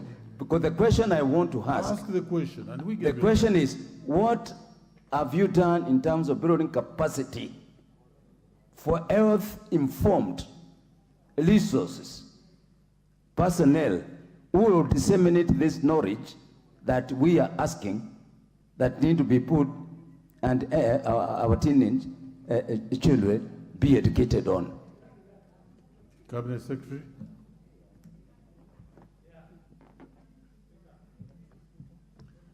Thank you. Speaker and honorable members, this is a shared function in terms of implementation. So as a ministry, we have developed the necessary documents, which I have said that we shall be launching, which should be used by the different stakeholders to manage the issue at hand.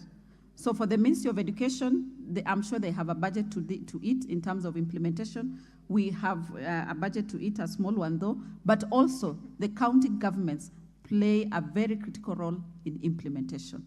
So I submit, Speaker and honorable members, that on matters of implementation on health programs, it has to be a joint effort between the national government and the county governments. And I cannot stand and talk exhaustively on the plans of county governments in terms of how they plan to implement. I thank you, Speaker and honorable members. We move to the next question. We have, this is a house of rules and order. We really did amend that we only have one joyrider. And you can see I sometimes open the space a little bit more broader. So we are on course. Let's move to the next question. And that's question number 358 of 2023 by Honorable Frederick Ikana, MP.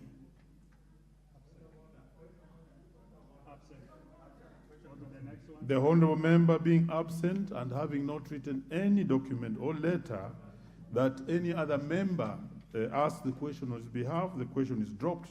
But I would wish to tell the honorable members that it's important that you be in the House when you ask these questions. Because, for instance, this particular question was going to be of great importance. It's touching on the outbreak of the disease at Mukumu girls. What's your point of order, Honorable Undo?